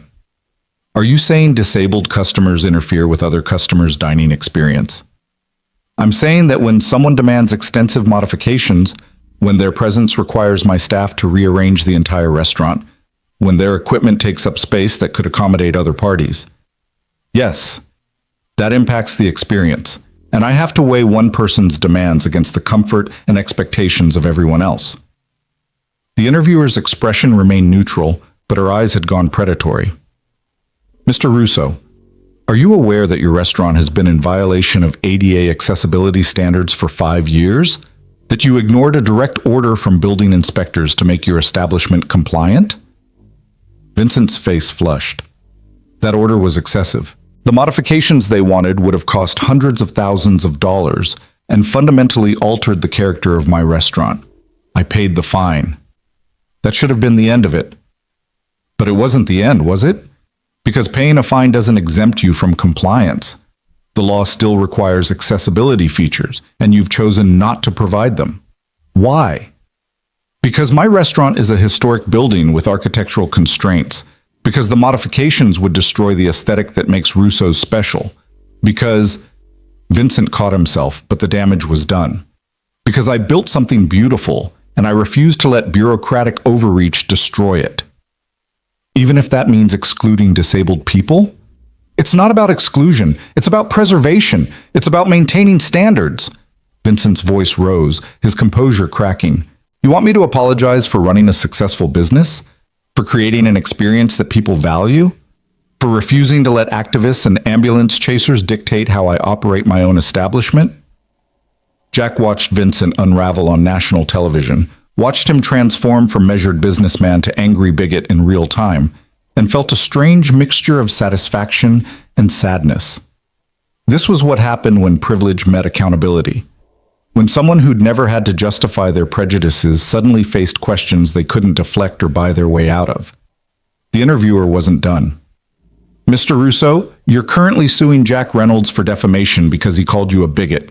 After this conversation, after hearing you describe disability accommodations as demands for special treatment and disabled customers, as potentially interfering with others' dining experience, do you still believe that characterization was false? Vincent stared at her, seeming to realize too late how thoroughly he'd condemned himself. This interview is over. He stood, tearing off his microphone, and walked off the set while cameras continued rolling. The interviewer turned to face the camera directly. That was Vincent Russo, owner of Russo's restaurant in Portland, Oregon, currently facing multiple lawsuits for disability discrimination. Mr. Russo declined to continue our conversation. Patricia paused the recording, turned to face them with undisguised satisfaction. And that, ladies and gentlemen, is what we call a confession. Claire was crying quietly, her hands pressed to her face. Marcus had gone very still, his jaw clenched. Jack felt something loosening in his chest. The tight knot of fear and doubt he'd been carrying since that night at the restaurant finally beginning to unravel. He really believes it, Claire said through her tears. He genuinely thinks he's right, that accessibility is oppression, that disabled people are problems to be managed, that his aesthetic matters more than human dignity. People like Vincent always believe they're right, Patricia said gently. That's what makes them dangerous, but it's also what makes them beatable. He just admitted on national television that he views disability accommodations as burdens, that he's willing to violate federal law to maintain his restaurant's character, that he sees disabled customers as lesser than his other patrons. Any jury in the country would convict him based on that interview alone. So what happens now? Jack asked. Now Vincent's lawyers have a very bad day trying to explain that interview to a judge. Now the Department of Justice gets involved because he essentially confessed to willful ADA violations. Now city officials scramble to explain why they didn't enforce compliance orders. And now, Patricia's smile was sharp. We win. The fallout from Vincent's disastrous interview was immediate and spectacular. By the next morning, every major news outlet had picked up clips of him dismissing disability accommodations as burdensome and calling accessible design a destruction of his restaurant's aesthetic. Social media exploded with a fury that made the original video's virality look modest by comparison. Hashtags like #RussoExposed and #accessibility. Matters trended nationally. Disability rights organizations issued statements condemning Vincent's attitudes. Even politicians who normally avoided controversial social issues felt compelled to weigh in, calling for stricter enforcement of ADA regulations. Jack woke to find his phone flooded with messages again, but this time the tone was different. People weren't just thanking him for standing up, they were celebrating what felt like the beginning of real change. Former Russo's employees started coming forward anonymously, sharing stories about Vincent's treatment of disabled customers they'd witnessed over the years. One waiter described being ordered to tell a woman with a service dog that the animal wasn't allowed because it made Vincent uncomfortable. A hostess recalled Vincent instructing her to book wheelchair users only during off-peak hours when their presence would be less noticeable to other guests. The testimonies painted a picture of systematic discrimination that went beyond isolated incidents into deliberate policy, unwritten but clearly understood by everyone who worked there. Patricia collected every statement, every email, every scrap of evidence that Vincent had created an entire culture of exclusion at his restaurant. 3 days after the interview, Jack received a call from the Department of Justice's Civil Rights Division. A federal prosecutor named Amanda Morrison wanted to meet with him, Claire, and Marcus to discuss potential criminal charges against Vincent for willful violation of the Americans with Disabilities Act. Criminal charges, not just civil liability, but the possibility of Vincent facing actual prosecution for his discriminatory practices. They met in a downtown federal building, ushered into a conference room where Amanda Morrison waited with files spread across the table. She was younger than Jack expected, maybe early 40s, with the kind of focused intensity that suggested she took civil rights violations very personally. "Thank you all for coming," Amanda said, shaking each of their hands before gesturing to the seats. "I've been reviewing your case, and I want to be direct with you. What Vincent Russo has done, the pattern of discrimination, the ignored compliance orders, the NDAs used to silence victims, this rises to the level of criminal conduct under federal law. The ADA includes criminal penalties for willful violations, and Mr. Russo's own statements make it clear his actions were knowing and intentional." "Criminal penalties?" Claire repeated, surprise evident in her voice. "I thought ADA cases were civil matters." "Most are. But when there's clear evidence of willful and egregious violations, when someone deliberately flouts the law and actively works to cover up their discrimination, criminal prosecution becomes an option. Vincent's interview gave us probable cause. His history of ignored compliance orders and payoffs gives us a pattern. Your testimonies give us victims." Amanda's expression was grim but determined. "I want to build a case that sends a message, that discriminating against disabled Americans has real consequences beyond just paying settlements." Jack felt something like vindication mixed with apprehension. He'd wanted Vincent held accountable, but criminal prosecution felt enormous, the kind of consequence that would follow Vincent for the rest of his life. "What would that look like?" Marcus asked. "Criminal charges, I mean. What happens to him?" If convicted, Vincent could face up to a year in federal prison for each willful violation. Given the pattern we're seeing, we could potentially charge him with multiple counts. More realistically, he'd probably accept a plea deal, admission of guilt, significant fines, mandatory restitution to victims, permanent oversight of his business practices, and community service focused on disability awareness. Amanda paused, gauging their reactions. "But here's what I need from you. I need you willing to testify, not just in the civil case, but in a criminal trial. I need you prepared for Vincent's lawyers to attack your credibility, your motives, everything about you. Criminal cases have a higher burden of proof, and Vincent will fight this with everything he has." "I'm in," Marcus said immediately. "I didn't come this far to back down now." Claire looked at Jack, her expression asking a question he understood without words. This would mean more media attention, more scrutiny, more of their lives dissected publicly. It would mean taking the battle from civil court into criminal prosecution, raising the stakes to levels that felt almost surreal. Jack thought about Mia getting into a fight at school because some child had parroted his father's bigotry. He thought about all the disabled people who'd been turned away from restaurants and stores and spaces that should have welcomed them, who'd been made to feel like inconveniences rather than customers. He thought about Sarah, who'd spent her last months fighting a body that was betraying her, and how she'd hated the pitying looks almost as much as the cancer itself. "I'm in too," Jack said quietly. "Whatever it takes to make sure Vincent can't do this to anyone else." Amanda smiled, the expression transforming her serious features. "Good, because I'm going to need all three of you at your strongest.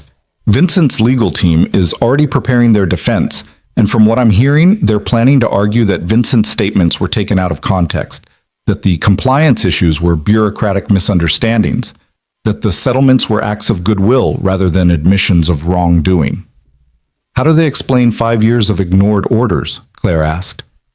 "They'll claim the modifications requested were structurally impossible, that the building's historic status prevented compliance, that Vincent made good faith efforts, but faced insurmountable obstacles. It's all nonsense.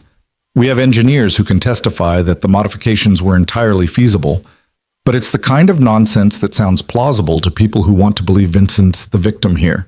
Over the next 2 hours, Amanda walked them through what a criminal prosecution would entail: the investigation process, the grand jury, the trial itself.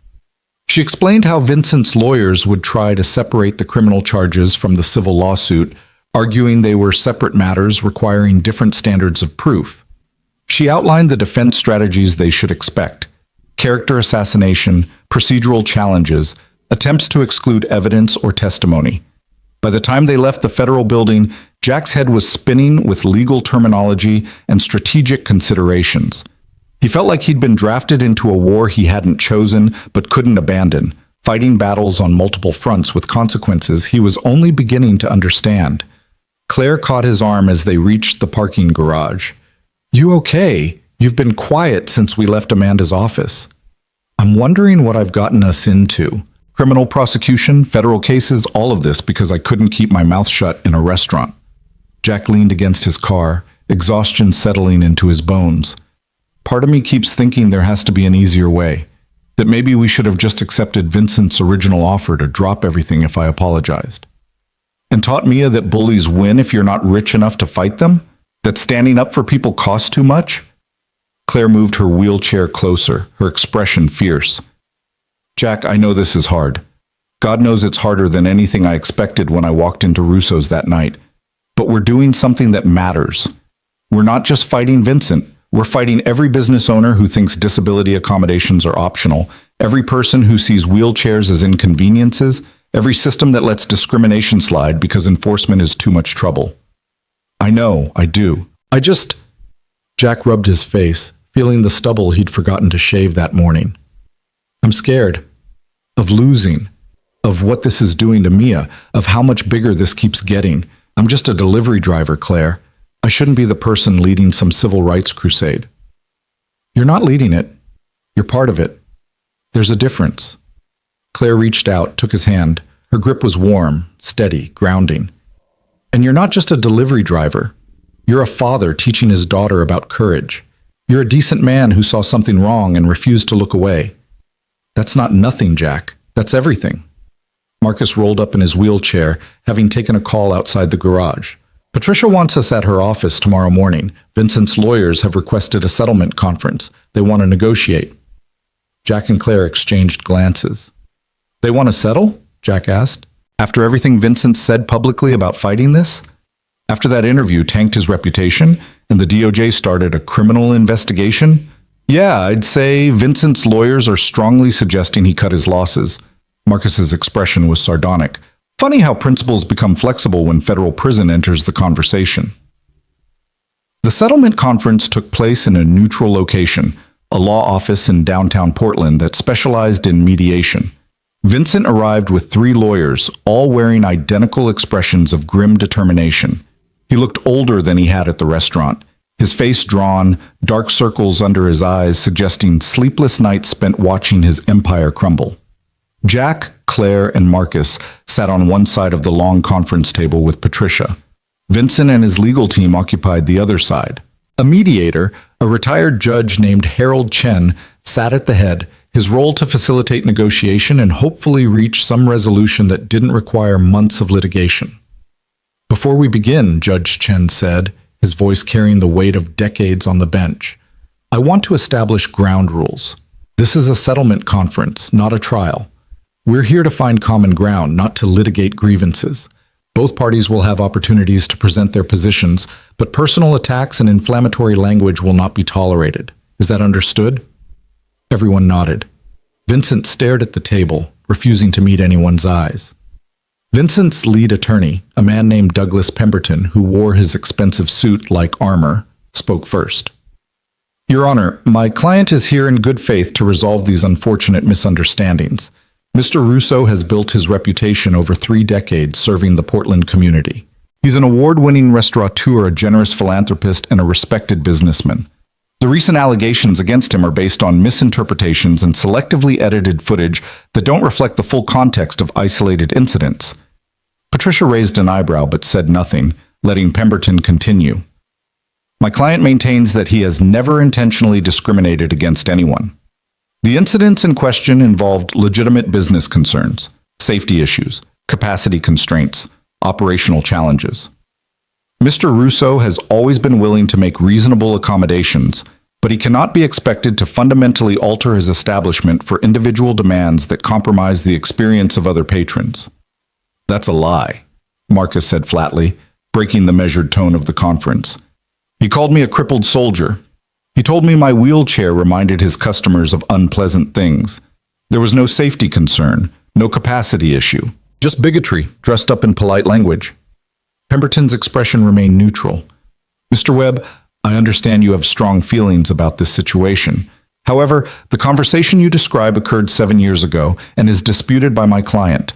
Without corroboration, it becomes a matter of he said, he said. Except there are 5 other people Vincent paid to keep quiet about similar conversations, Claire interjected. That's not he said. He said, that's a pattern. Those were nuisance settlements, Pemberton countered. My client chose to resolve minor disputes rather than engage in costly litigation. That's standard business practice, not an admission of wrongdoing. Judge Chen raised a hand. Let's move past arguing about the merits of the underlying claims. We're here to discuss resolution. Mr. Pemberton, what is your client offering?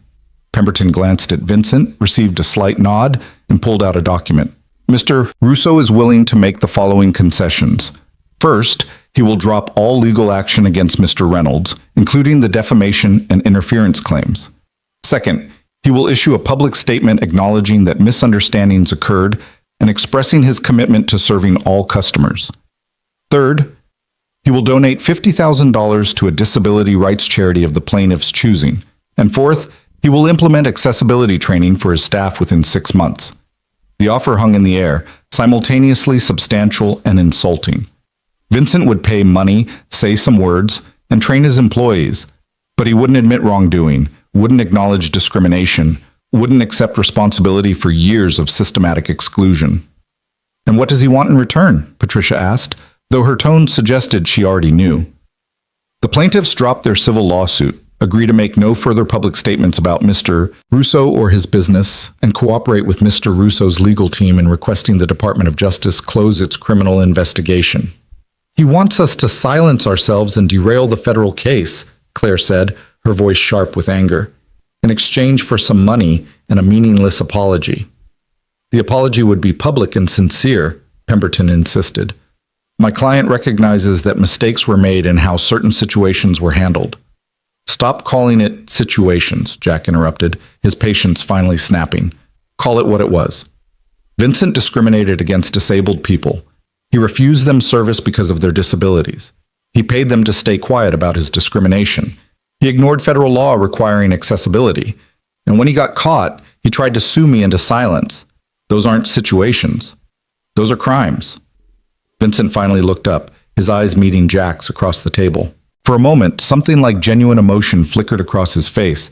Anger, yes, but also fear, confusion, the bewilderment of a man who genuinely couldn't understand how his world had inverted so completely. You destroyed my life, Vincent said, his voice hoarse. You took one moment, one conversation, and you turned it into a crusade that's cost me everything. My reputation, my business, my peace of mind. Do you have any idea what it's like to watch something you built for 30 years collapse because of a viral video? Do you have any idea what it's like to be refused service because of how you sit? Claire shot back. To be told you're making people uncomfortable just by existing, to know that society sees your wheelchair before it sees you? I never said. You said exactly that. On national television, you said disability accommodations were burdens. You said accessible design would destroy your restaurant's aesthetic. You literally argued that your decor mattered more than human dignity. Claire's voice shook with fury. Don't you dare act like you're the victim here, Vincent. You victimized people for years, and the only thing Jack destroyed was your ability to keep doing it without consequences. Enough, Judge Chen said firmly. This is becoming counterproductive. Let's take a 15-minute break so everyone can collect themselves. They reconvened in separate conference rooms. Jack, Claire, Marcus, and Patricia huddled in a small office down the hall, tension thick enough to taste. We're not taking that offer, Marcus said immediately. $50,000 and a fake apology? That's insulting. Agreed, Claire said. Vincent hasn't learned anything. He just wants this to go away so he can go back to discriminating quietly. Patricia nodded slowly. I think you're right, but I want to make sure you understand what rejecting this offer means. It means prolonged litigation, potentially years of court battles. It means the criminal trial proceeds, which could be brutal for all of you. Vincent's lawyers will get more aggressive, the media attention will intensify, and there's no guarantee we win. Juries can be unpredictable. Judges can make unexpected rulings. Taking this offer would give you certainty, closure, and some measure of justice. But not enough justice, Jack said. Not the kind that changes anything. Vincent would pay some money, say some words, and in a year everyone would forget. He'd still own that restaurant. He'd still have power. He'd still be able to hurt people, just more carefully next time. So what do we want? Patricia asked. What would constitute real justice here? They spent the next 10 minutes debating, negotiating among themselves, trying to articulate what would feel like genuine accountability rather than just damage control. By the time Judge Chen called them back to the main conference room, they'd reached consensus. We have a counteroffer, Patricia announced once everyone was seated. The plaintiffs are willing to settle the civil case under the following conditions. 1. Vincent Russo admits publicly and unequivocally that he discriminated against disabled individuals in violation of federal law. Not misunderstandings or situations, actual discrimination. 2. He pays $400,000 in restitution divided equally among all verified victims, including any who come forward after today. 3. Russo's restaurant undergoes immediate and comprehensive accessibility renovations at Vincent's expense, overseen by independent inspectors who report directly to the city. 4. Vincent steps down from day-to-day management for a minimum of 2 years, during which time the restaurant operates under an independent manager trained in disability inclusion. Pemberton's expression had gone from confident to alarmed. That's absurd. You're asking my client to essentially admit criminal conduct and give up control of his own business. We're asking him to take responsibility and prevent future harm, Patricia continued calmly. Additionally, the plaintiffs will not interfere with the Department of Justice's criminal investigation. That proceeds independently, and Vincent faces whatever consequences the federal government deems appropriate.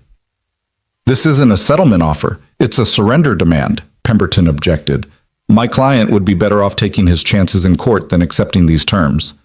Then take your chances, Marcus said. Go to trial, put Vincent on the stand, let a jury hear him explain why wheelchair accessibility would ruin his precious aesthetic. See how that works out for you. Vincent was pale, his hands trembling slightly on the table. He leaned close to Pemberton, whispering urgently. His lawyer listened, frowned, whispered back. The other two attorneys joined the huddle, a quiet conference happening while Jack, Claire, and Marcus waited in tense silence. Finally, Vincent pulled back, his expression defeated. What if I agree to everything except stepping down from management? It's my restaurant. I can make the changes, implement the training, ensure compliance, but asking me to give up control, that's destroying everything I've built. Everything you've built is based on excluding people, Claire said quietly. Maybe it needs to be rebuilt by someone who understands that accessibility isn't optional. I can learn. I can change. Vincent's voice cracked slightly. I know I've made mistakes. I know I've hurt people, but I've spent 30 years building Russo's. It's not just a business. It's my life's work. Don't take that away from me. Jack studied Vincent across the table, trying to find sympathy for a man who'd threatened to sue him into poverty, who'd called disabled people burdens, who'd built a career on exclusion. Part of him wanted to refuse any compromise, to demand maximum consequences and watch Vincent lose everything the way so many of his victims had lost dignity and access and the simple right to exist in public spaces. But another part, the part that sounded like Sarah reminding him that vengeance and justice weren't the same thing, wondered if there was space for redemption. If Vincent genuinely wanted to change, if he could transform his restaurant into a model of accessibility, would forcing him out accomplish anything except satisfying their anger? What do you think? Jack asked, turning to Claire and Marcus. Is there a version of this where Vincent stays involved but under supervision? where he has to prove he's changed rather than just walking away? Claire considered this, her expression conflicted.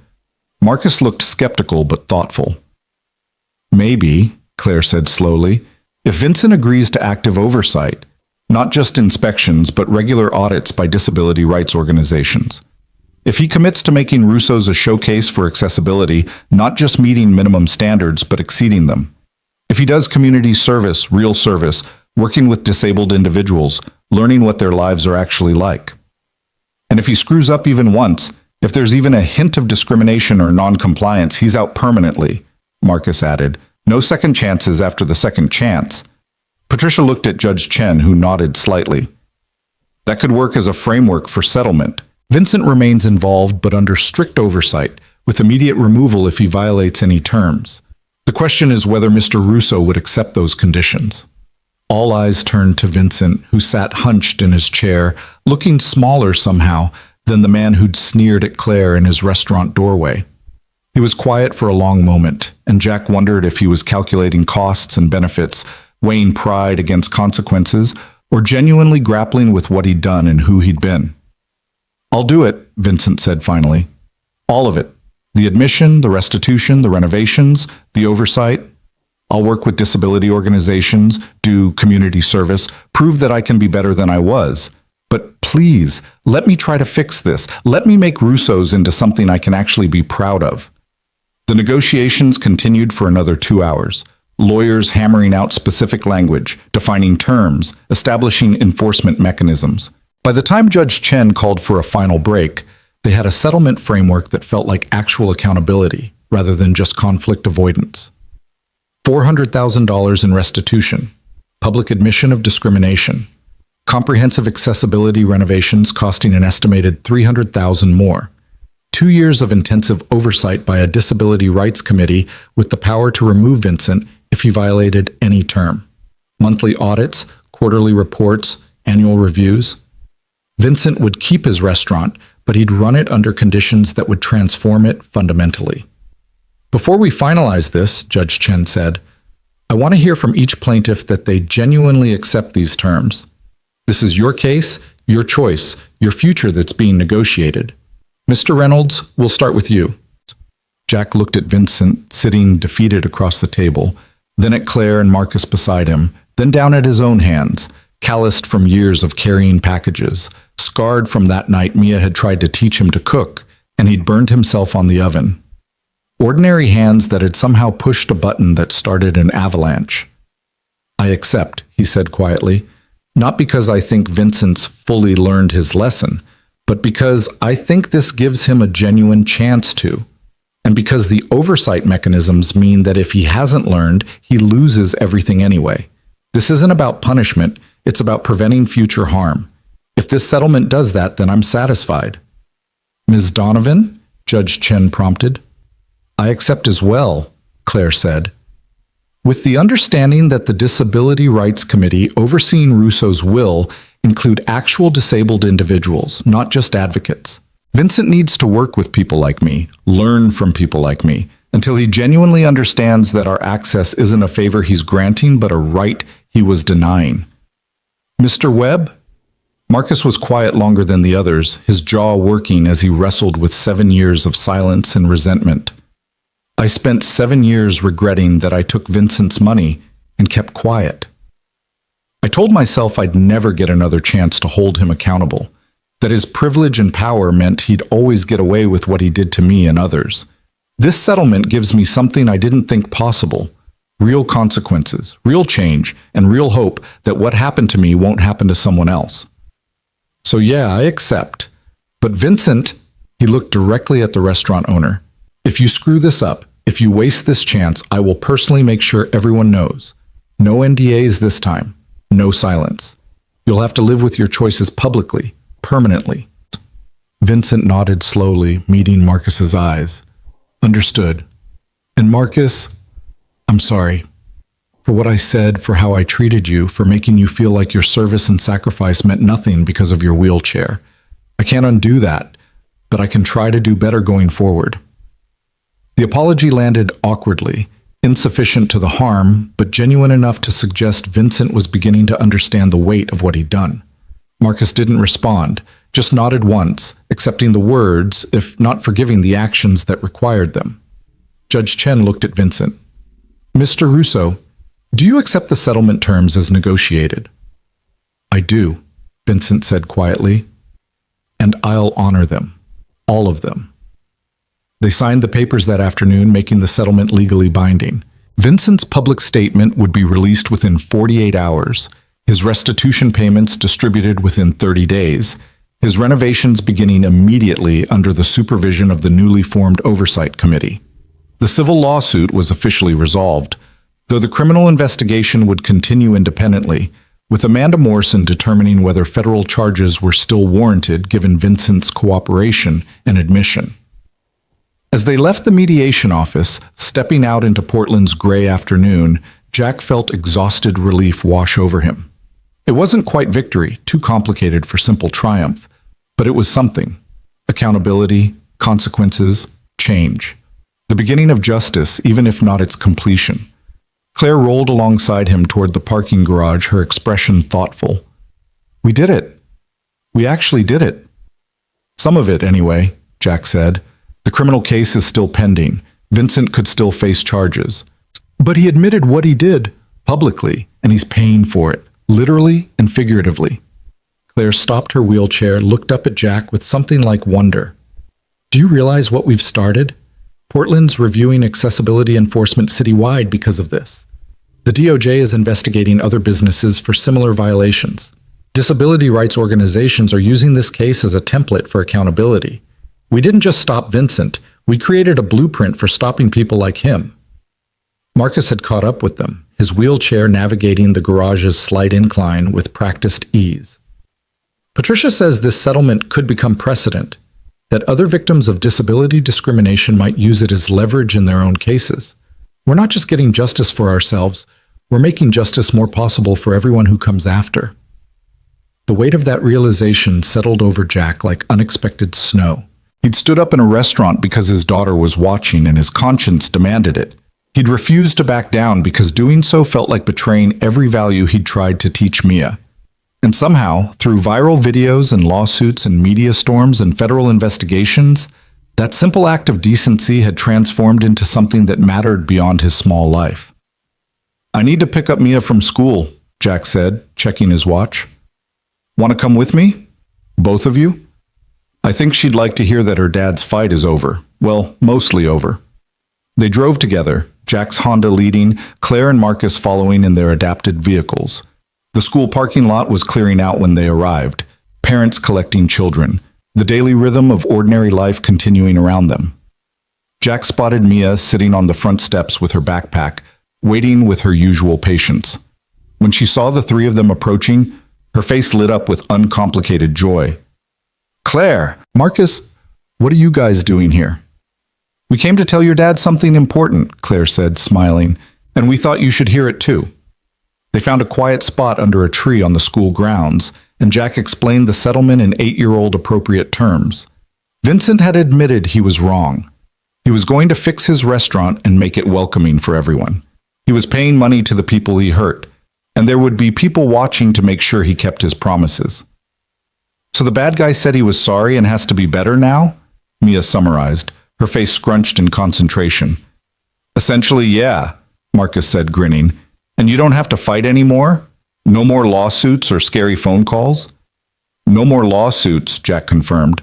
"Well, there's still some stuff the government is handling, but the part where we're directly involved, that's finished."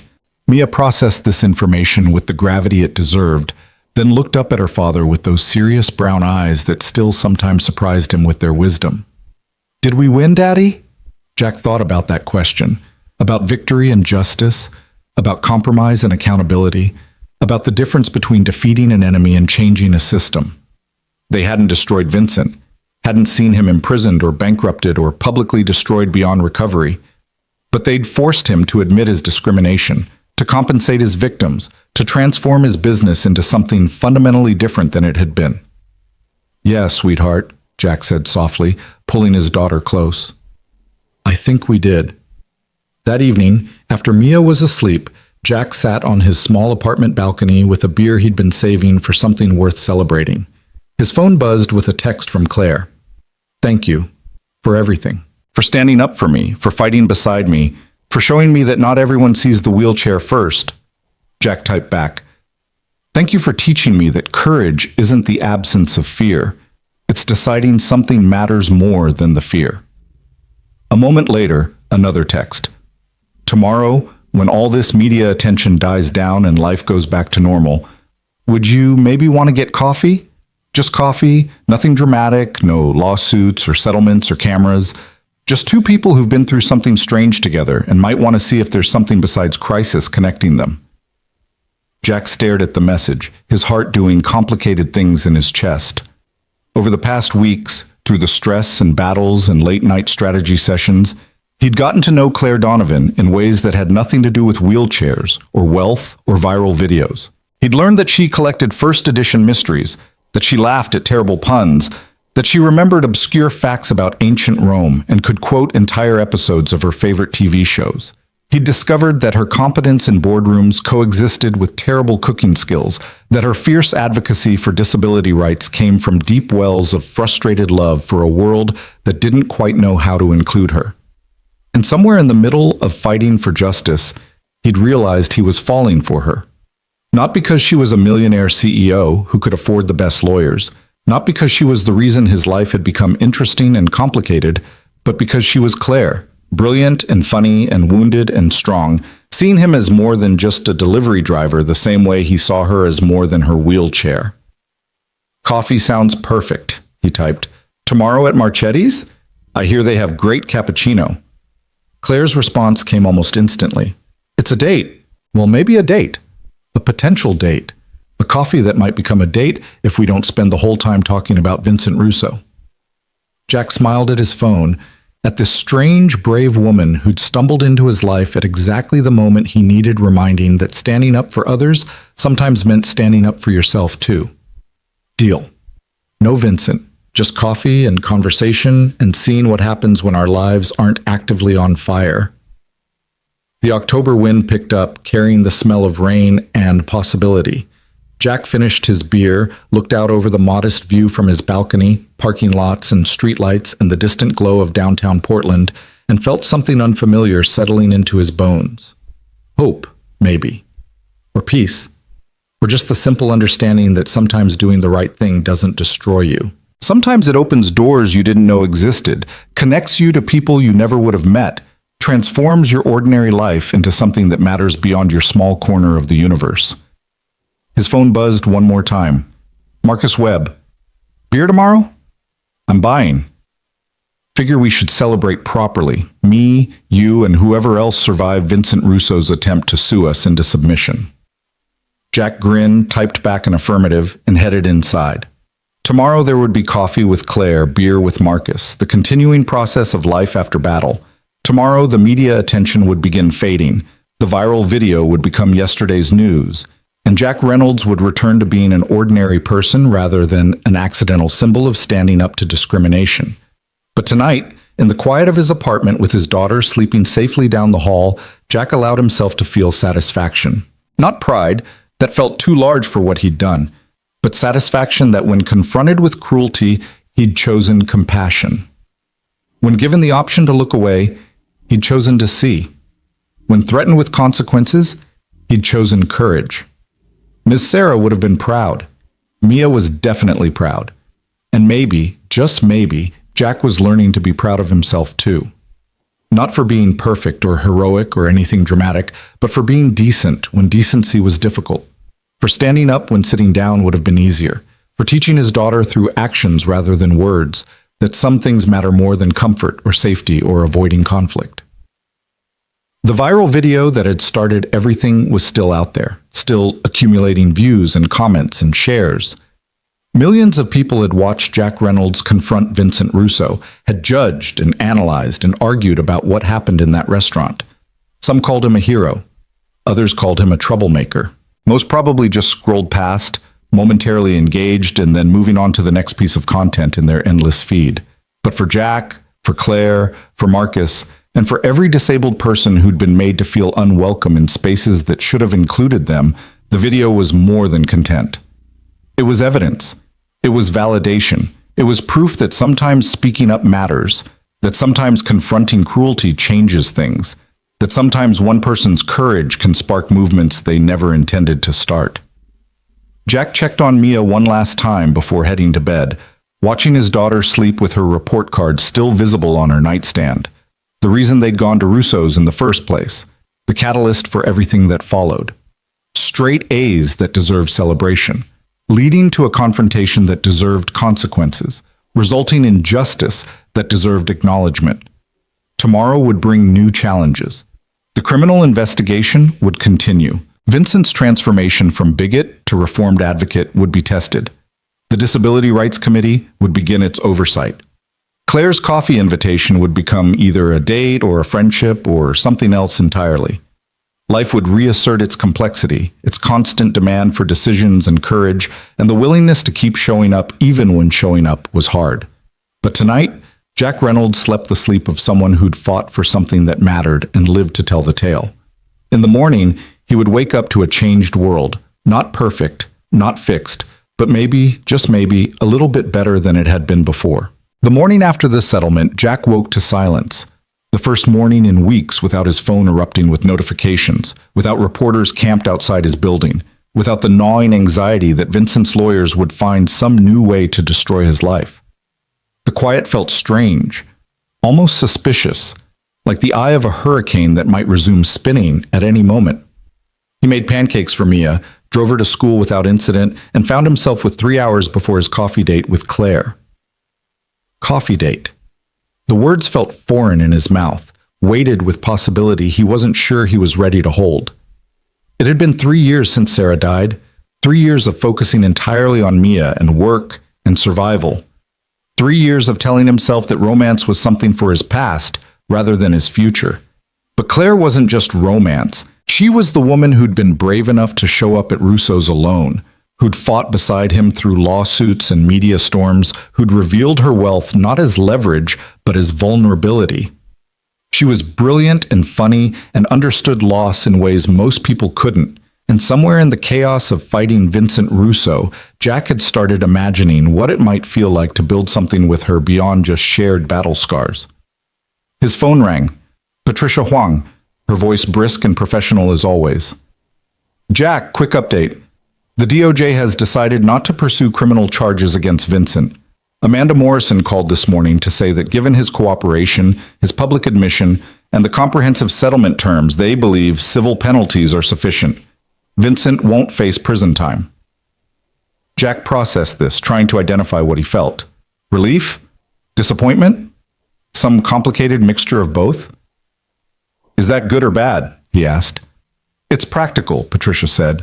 Criminal trials are expensive, time-consuming, and would have required you, Claire, and Marcus to testify under incredibly hostile cross-examination. This way, Vincent faces real consequences without putting you through more trauma. The settlement terms are actually more restrictive than anything a criminal court would have imposed. So it's really over? Completely? The legal battles, yes. What happens next is up to Vincent and whether he honors the settlement.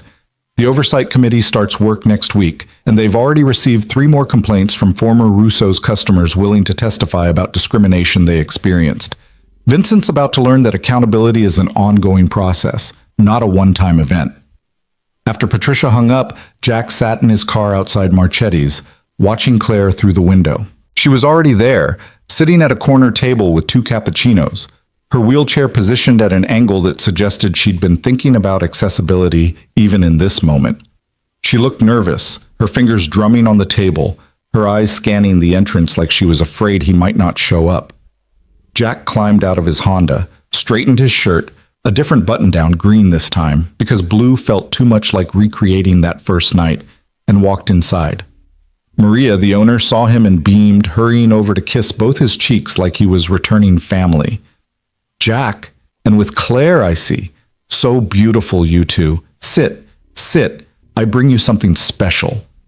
She winked with the subtlety of a freight train and disappeared toward the kitchen. Claire smiled as Jack slid into the seat across from her. I think Maria's decided we're a couple. She's been giving me knowing looks since I arrived. Maria thinks everyone should be a couple. She tried to set me up with her niece last year, twice. Jack wrapped his hands around the cappuccino, grateful for something to hold. So, we're really doing this? Having coffee without lawyers or lawsuits or Vincent Russo as conversational buffer? Terrifying, right? Claire's smile was nervous but genuine. I realized last night that I know everything about your legal strategy and nothing about your favorite movie. That most of our conversations have been crisis management rather than actual getting to know you stuff. Well, favorite movie is easy. The Princess Bride. Sarah and I watched it probably 50 times, and now Mia insists on quoting it constantly. Last week she told a kid at school that his behavior was inconceivable. Claire laughed, the sound warm and unguarded. That's perfect. Mine's When Harry Met Sally, which I'm sure says something profound about my romantic optimism, or lack thereof. I've watched it alone so many times I can recite entire scenes. They fell into conversation more easily than Jack expected, trading stories about childhood and college, embarrassing moments and proud achievements, the small details that transform strangers into actual people. Claire talked about growing up in her father's company, watching him build Donovan Industries from a garage startup into a tech empire, learning business strategy before she learned algebra. She described the accident that killed her father and paralyzed her with painful honesty, the way grief and disability had arrived simultaneously, how she'd spent years untangling which losses were about the wheelchair and which were about losing the person who'd understood her best.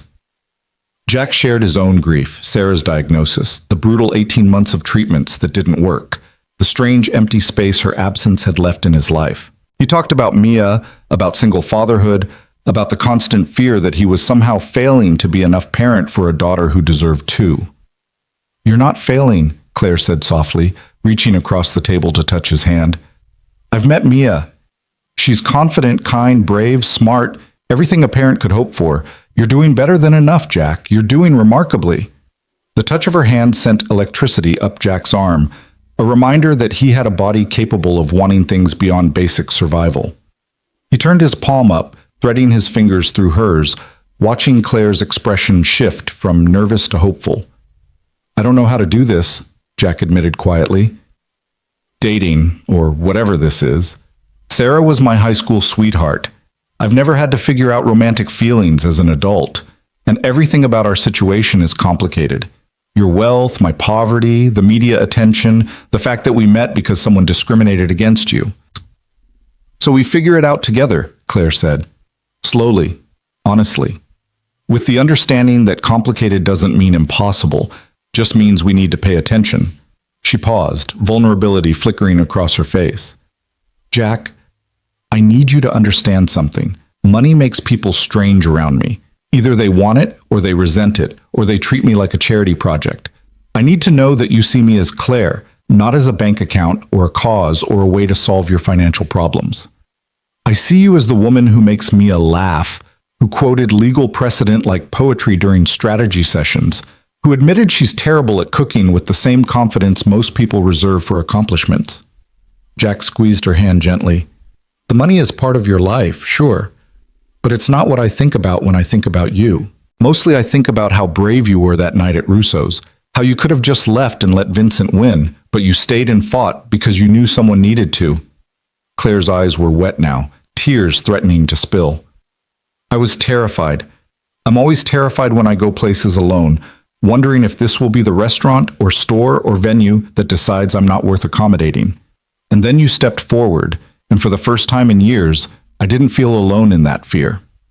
Maria arrived with plates of tiramisu neither of them had ordered, set them down with theatrical flourish, and disappeared again before they could protest. The dessert sat between them like an offering, sweet and rich, and completely unnecessary, but somehow exactly right.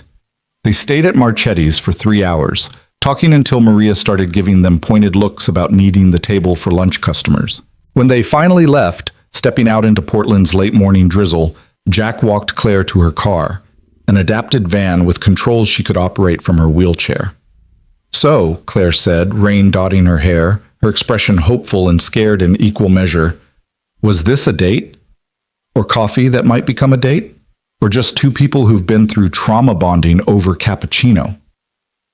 Jack thought about Sarah, about the promises he'd made at her bedside that he'd live fully after she was gone, that he'd show Mia what love looked like, even when it was scary and uncertain and nothing like the fairy tales suggested. He thought about the past weeks, about standing up for Claire not because he was attracted to her, but because it was right, and how that foundation of integrity felt like something solid enough to build on. It was a date, he said firmly, and I'd like there to be more dates. If you want that too. I want that too, Claire said, her smile transforming her entire face. Though maybe next time, somewhere without Maria watching our every move like a matchmaking hawk. Deal. I'll plan something. Somewhere accessible, somewhere quiet, somewhere we can just be Jack and Claire instead of viral video guy and millionaire CEO. Claire laughed, then grew serious. Jack, before this goes further, there's something else you should know. Vincent's not the first person who's discriminated against me. This wheelchair, it's a filter that reveals who people really are. Some see it and immediately dismiss me as broken or tragic. Others fetishize it, treating me like inspiration porn. Very few see past it to the actual person. You did that from the first moment. You saw me being treated unjustly and responded to the injustice, not the wheelchair. That's rare enough to be precious. You're not your wheelchair any more than I'm my car keys, Jack said. You're Claire, smart, fierce, occasionally terrifying in business meetings, according to Marcus, and apparently really bad at cooking. The chair is part of how you navigate the world, but it's not who you are. Most people don't understand that distinction. Then most people are idiots. Jack smiled. But I think we established during the Vincent situation that there are a lot of idiots in the world. They said goodbye with a kiss that started tentative and became something more, a promise of possibility, an acknowledgement of connection, a recognition that something was beginning between them that had nothing to do with lawsuits or settlements or viral videos. Just two people who'd met during crisis and discovered they wanted to know each other during peace. Jack drove home with the lightness in his chest he hadn't felt in 3 years, turned on music loud enough that his neighbors probably judged him, and allowed himself to feel hopeful about his future in ways that extended beyond just surviving until Mia turned 18. That evening, he met Marcus at a bar downtown, a place Marcus had chosen specifically because it was fully accessible, with wide aisles and an accessible bathroom, and staff trained not to treat wheelchair users like inconveniences. So, Marcus said, ordering them both local IPAs, I hear you had coffee with Claire this morning. Maria texted me about it. Apparently you two were adorable together, and she's already planning the wedding. Jack groaned. Maria needs a hobby that isn't matchmaking. She's Italian, and she runs a restaurant. Matchmaking is the hobby. Marcus grinned. But seriously, how'd it go? You two figuring out if there's something real there beyond shared trauma? I think so. Maybe. It's early, and everything about our situation is weird, but... Jack paused, trying to articulate feelings he was still discovering. I like her, Marcus. Really like her. Not because she funded my legal defense or because we fought Vincent together, but because she's funny and smart and honest in ways that feel rare. Being with her doesn't feel like work. It feels like possibility. Good. You deserve that. Both of you do. Marcus took a long pull from his beer. You know what's strange? I spent 7 years angry at Vincent, at myself, at a system that let discrimination slide. That anger became part of my identity. Marcus Webb, the Marine who got screwed over and couldn't fight back. But now?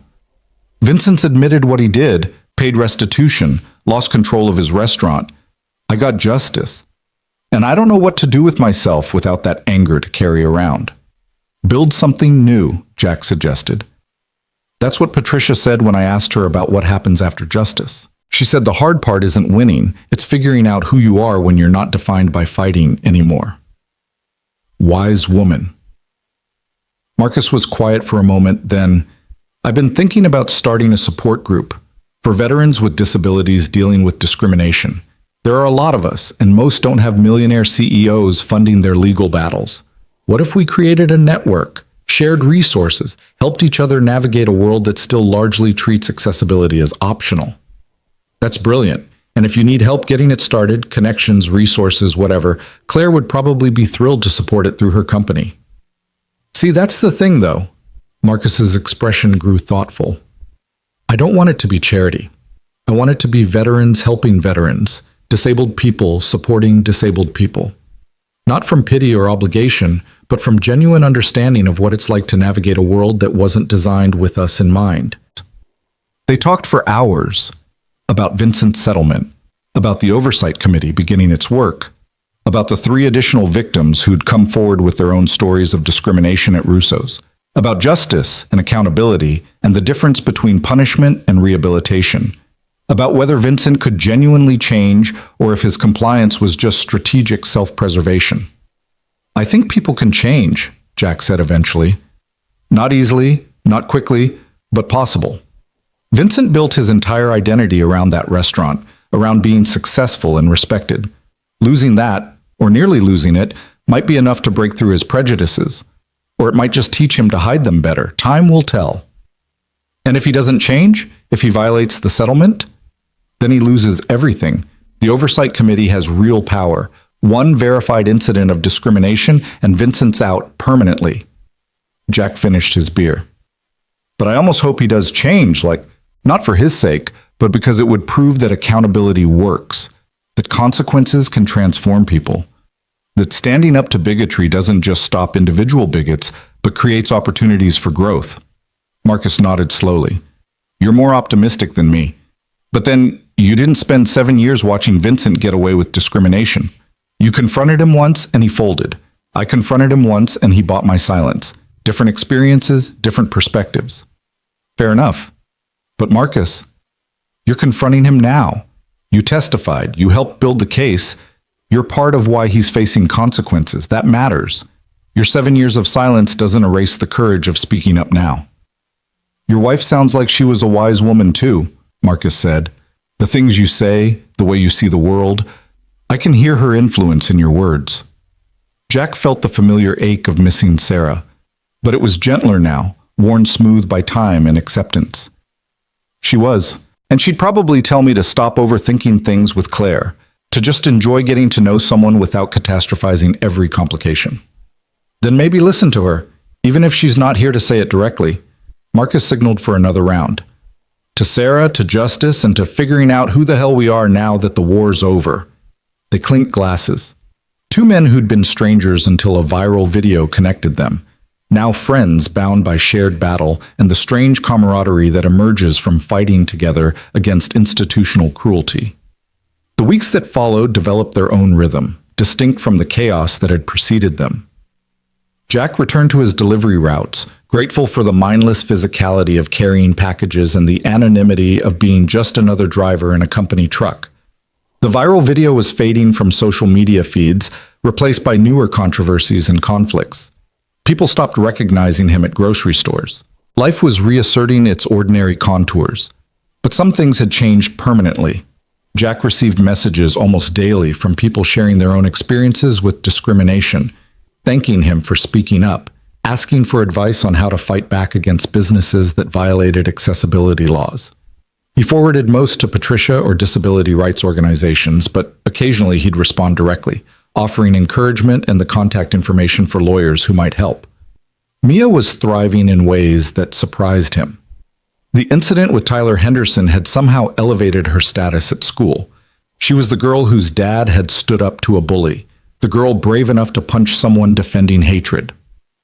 Her teacher called Jack in for a conference, not to discuss discipline, but to say that Mia had started a club at recess focused on teaching kids about different kinds of disabilities and why accessibility mattered.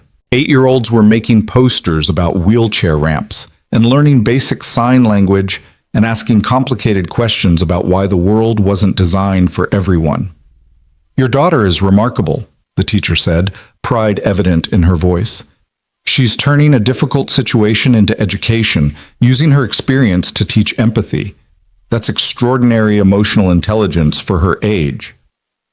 Jack drove home from that conference with tears in his eyes, overwhelmed by the realization that standing up at Russo's hadn't just affected him and Claire and Marcus.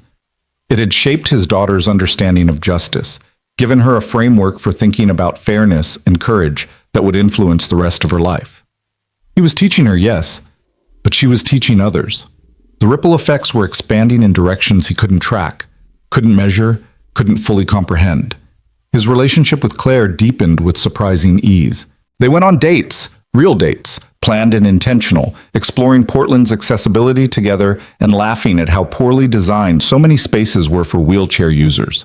They discovered shared love of terrible movies and fierce Scrabble competition, and the specific joy of finding restaurants where staff treated Claire like any other customer rather than either a tragedy or an inconvenience. 3 weeks after their first coffee date, Claire invited Jack and Mia to dinner at her house, a sprawling property in the West Hills that made Jack's apartment look like a storage closet by comparison. Mia's eyes went wide as they drove through the gates, up a long driveway lined with trees toward a modern house that was all glass and clean lines and expensive taste. "Claire lives here," Mia breathed. "It's like a castle, but fancier." "Claire's very successful," Jack said carefully, trying to prepare his daughter for the wealth gap without making it seem like an insurmountable barrier. "But she's still just Claire, okay? Same person we had dinner with at Marchetti's." Claire met them at the door, wearing jeans and a casual sweater that somehow cost more than Jack's monthly grocery budget, but looked comfortable rather than pretentious. She'd clearly tried to make the space less intimidating, dimmed the lighting, put out casual snacks, set the table with regular plates instead of whatever fancy china probably lived in her cabinets. "Welcome to my ridiculously oversized house," she said, smiling nervously. "I keep meaning to downsize, but my father designed this place with accessibility in mind, and most houses aren't nearly as accommodating." The interior was beautiful, but also clearly functional. Wide doorways, no steps, everything at wheelchair height. It was luxury designed around disability rather than despite it, and Jack found himself appreciating the thoughtfulness even as he tried not to calculate how many years of his salary it would take to afford even a fraction of this space. Mia was less intimidated, immediately asking Claire for a tour and chattering enthusiastically about the elevator and the swimming pool and the library that had more books than their local branch. Claire indulged her patiently, showing off the house without making it feel like showing off, answering Mia's questions about accessibility features with genuine enthusiasm. "See this counter?" Claire pointed to the kitchen island, which was lower than standard height. "It's designed so I can cook from my wheelchair, which is good in theory, except I'm terrible at cooking, so mostly I use it to set takeout containers on." "Daddy's terrible at cooking too," Mia said confidentially, "but he tries really hard. Last week he made spaghetti and only burned the garlic bread a little bit." Jack felt his face heat. "In my defense, the oven timer is broken." "In his defense," Claire said, conspiring with Mia, "cooking is genuinely difficult and anyone who tries deserves credit, which is why tonight I ordered from an excellent Thai place that delivers. No burnt garlic bread, just reliably delicious takeout." They ate dinner on Claire's back patio, spring rolls and curry and pad thai, consumed while Mia asked a million questions about Claire's work, her chair, her house, whether she had any pets, and if she'd consider getting a dog because Mia had always wanted a dog, but their apartment didn't allow them. "I've thought about it," Claire admitted. "But I travel a lot for business, and it wouldn't be fair to the dog. Maybe someday when I'm more settled." After dinner, Mia excused herself to explore the library, leaving Jack and Claire alone on the patio with wine and the sound of Portland's evening settling around them. The view from Claire's house was spectacular, city lights spreading out below them, Mount Hood visible in the distance, the kind of vista that reminded Jack exactly how different their financial situations were. "This is intimidating," Jack said quietly. "Not you, not Mia being here, but..." He gestured vaguely at the house, the view, the casual wealth represented by every carefully chosen detail. "I drive a 15-year-old Honda. My apartment is 400 square feet. I budget carefully to afford Mia's school supplies. And you live in what's basically a museum designed around accessibility." Claire set down her wine glass, her expression serious. "Jack, I need you to hear something. This house, the money, Donovan Industries, none of it defines my worth any more than your Honda defines yours. I didn't earn this wealth. I inherited it from my father, who built the company. I manage it. I try to use it responsibly, but I'm not successful because I'm special or brilliant or better than anyone else. I got lucky in the genetic lottery of having a father who was both wealthy and thoughtful enough to leave everything structured so I could access it despite my disability. But it still creates this gap between us. I can't afford to take you to places like this. I can't offer you the lifestyle you're accustomed to. I don't want lifestyle, Claire interrupted. I want connection. Jack, do you have any idea how exhausting it is to never know if people like you or your bank account? To wonder if every compliment is genuine or strategic? You stood up for me before you knew anything about my money. You fought beside me because you believed in justice, not because you wanted access to my resources. That's rare enough to be precious. But practically, we figure it out. I don't expect you to match my income. You don't resent me for having resources you don't. We build something based on who we are as people, not what we have in our bank accounts. Claire reached for his hand. And if it helps, I find your Honda significantly less pretentious than the luxury cars every other CEO drives. It's honest, like you. Jack laughed despite his anxiety. You're romanticizing my poverty. I'm appreciating your authenticity. There's a difference. Claire squeezed his hand. Jack, I've dated plenty of wealthy men. They were boring, pretentious, and mostly interested in either my company's stock value or the inspiration porn story of the disabled woman who succeeded despite her limitations. You're the first person in years who sees me as just Claire. That matters more than matching tax brackets. Mia reappeared then, clutching a book she'd borrowed from the library, and the conversation shifted to lighter topics. But later, driving home through Portland streets, Jack thought about what Claire had said. About authenticity and connection, about the difference between wealth and worth, about building relationships on foundations more stable than financial compatibility. Maybe she was right.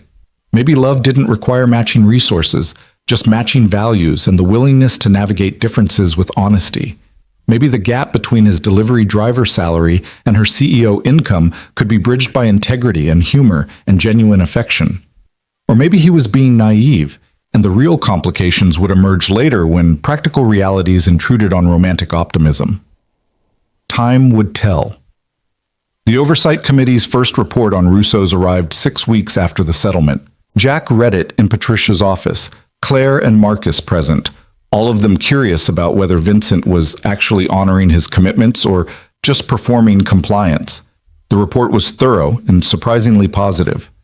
Vincent had begun renovations immediately, widening doorways, installing proper ramps, redesigning bathrooms to meet ADA standards, lowering counters and reconfiguring table spacing to accommodate wheelchair users. The work was expensive and extensive, fundamentally altering the restaurant's layout in ways that suggested genuine commitment rather than minimal effort. More impressive were the staff training records. Vincent had hired a disability rights consultant to conduct comprehensive workshops for every employee, covering everything from appropriate language to practical accommodation strategies. The consultant's notes indicated that Vincent himself had attended every session, asked thoughtful questions, and seemed genuinely engaged rather than just checking boxes. He's trying, Patricia said, reviewing the report. Whether he's trying because he's genuinely changed or because he's terrified of losing everything is debatable, but the effort is real.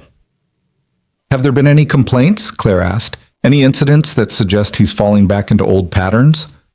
None reported to the committee. In fact, Patricia flipped to another page. There are 3 positive testimonials from disabled customers who visited Russo's since renovations began. They describe staff as attentive and accommodating, Vincent as personally welcoming. The experience is significantly better than most Portland restaurants. Marcus looked skeptical. So Vincent's performing progressive values until the oversight period ends and he can go back to business as usual? Maybe. Or maybe facing consequences genuinely shocked him into recognizing how wrong he'd been. Patricia closed the file. I've seen both outcomes. Some people change because they get caught and realize the cost of their behavior. Others just get better at hiding it. We won't really know which Vincent is until the oversight ends and he's no longer being watched. The conversation turned to strategy. How to ensure Vincent's changes were permanent.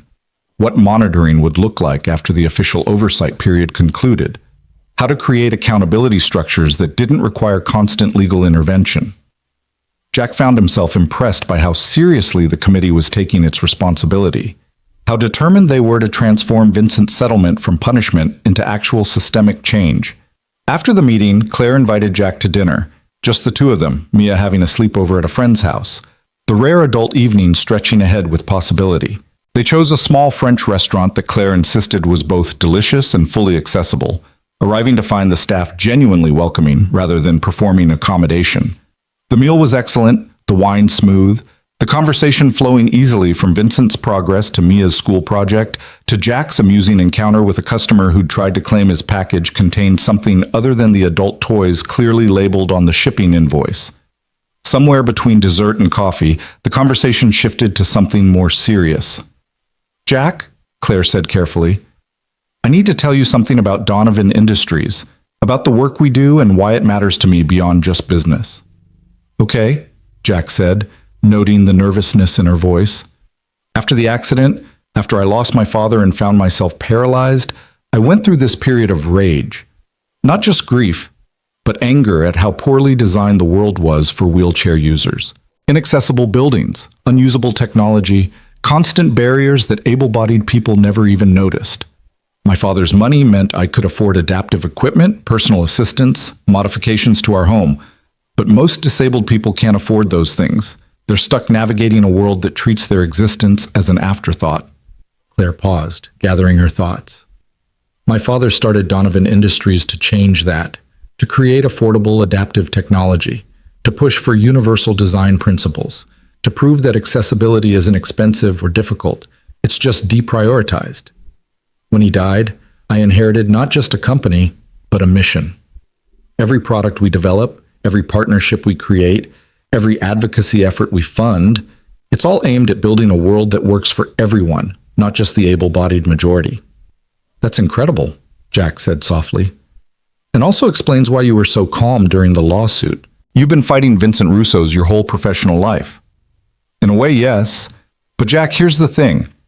I want to expand that fight. Use the publicity from our case to launch a comprehensive accessibility audit program across Portland.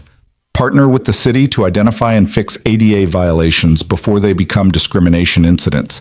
Create a certification system that recognizes businesses going beyond minimum compliance.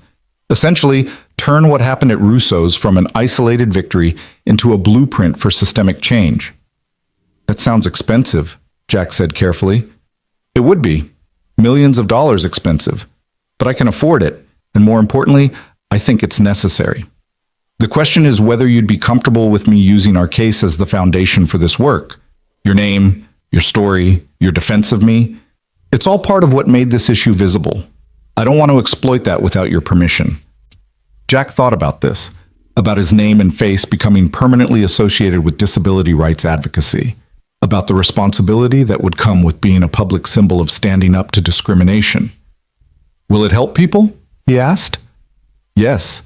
Genuinely, measurably help create more accessible spaces and hold businesses accountable." "Then I'm in. Use the case, use my name, whatever helps.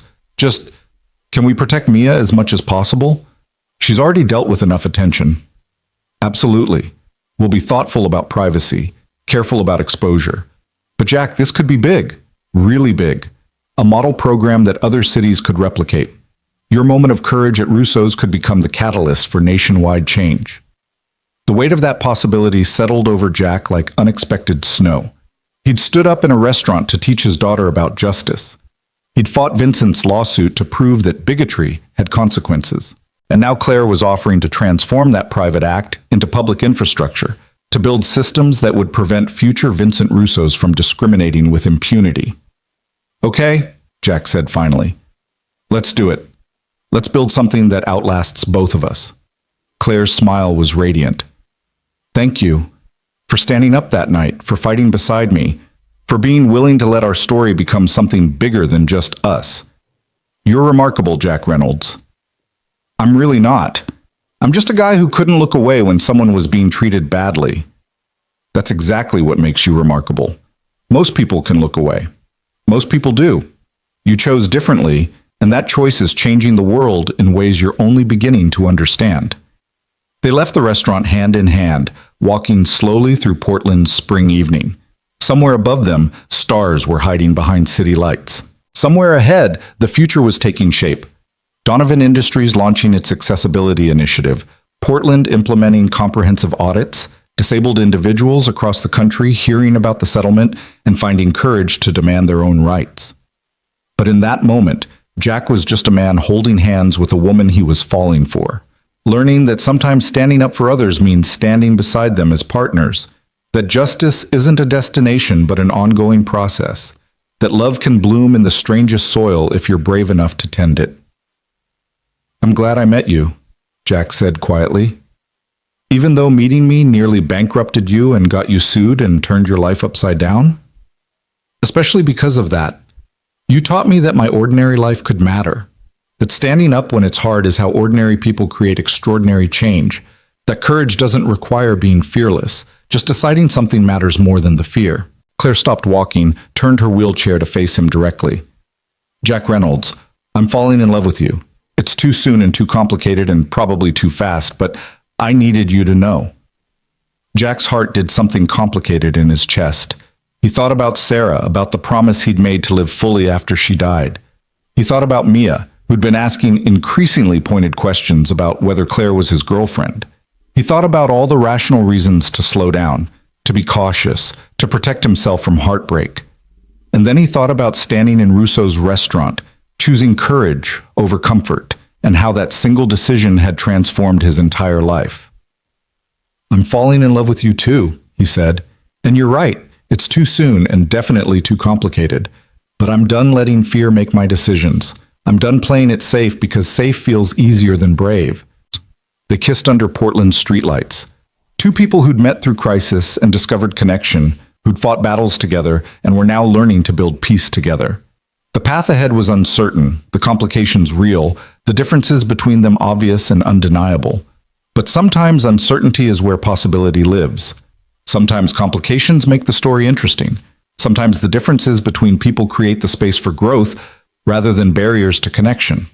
And sometimes, just sometimes, a single moment of courage in a restaurant can cascade into love, justice, and the kind of change that outlasts everyone involved in creating it. 6 months after that kiss under Portland's streetlights, Jack found himself standing in the newly renovated Russo's restaurant, surrounded by people who'd been strangers before a viral video connected them into something like family. The space had been transformed beyond recognition. Gone were the narrow doorways and pretentious exclusivity, replaced by wide aisles, accessible seating at every level, and an atmosphere that somehow managed to feel both elegant and genuinely welcoming. Vincent Russo stood near the entrance, greeting guests with an uncertainty that suggested he was still learning how to be humble. The Oversight Committee had arranged this reopening event as both celebration and test, a public demonstration of whether Vincent's transformation was genuine or merely strategic. Disability rights activists mingled with former victims, reporters documented everything, and the city's accessibility coordinator observed with the careful attention of someone ready to pull permits if anything seemed performative rather than authentic. Claire rolled up beside Jack, her wheelchair navigating the space with an ease that would have been impossible 6 months ago. "He actually did it," she said, wonder evident in her voice. "Vincent really rebuilt this place around accessibility rather than just meeting minimum requirements. The question is whether he understands why," Marcus said, joining them with a beer in hand. He'd been watching Vincent carefully all evening, looking for signs of the man who'd called him a crippled soldier, trying to reconcile that memory with the restaurant owner who'd just spent 5 minutes enthusiastically explaining adaptive menu formats to a blind customer. As if summoned by their attention, Vincent approached their group. He looked older than he had at the settlement conference, humbled by 6 months of comprehensive oversight, exhausted by renovation costs that had exceeded even his worst projections, but also somehow more real. The polish that had made him seem untouchable had been stripped away, leaving someone who looked recognizably human rather than simply successful. "Jack, Claire, Marcus, thank you for coming," Vincent said, his voice careful. "I know my invitation probably felt complicated, but I wanted you here. Needed you here, really, to see what your fight created." "Your discrimination created this," Marcus corrected, his tone not quite hostile but nowhere near friendly.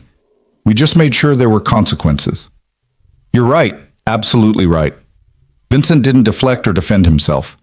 I spent 30 years building a business around exclusion without even realizing it. Told myself I was maintaining standards, preserving atmosphere, protecting an experience. But really, I was just protecting my comfort, my aesthetic preferences, my inability to see disabled people as customers deserving the same experience as everyone else. So what changed? Claire asked. Was it the lawsuit, the media attention, the threat of losing everything? Vincent was quiet for a moment, considering the question with more honesty than Jack had expected. All of that initially, I was terrified and angry, convinced I was being persecuted for running my business as I saw fit. But then the disability rights consultant, Dr. Sarah Martinez, she had me spend a day in a wheelchair, just one day, trying to navigate Portland as someone with mobility differences. He paused, something like shame crossing his features. I couldn't get into my own restaurant, the building I'd owned for 30 years, that I'd designed personally, that I'd been so proud of. I couldn't access it.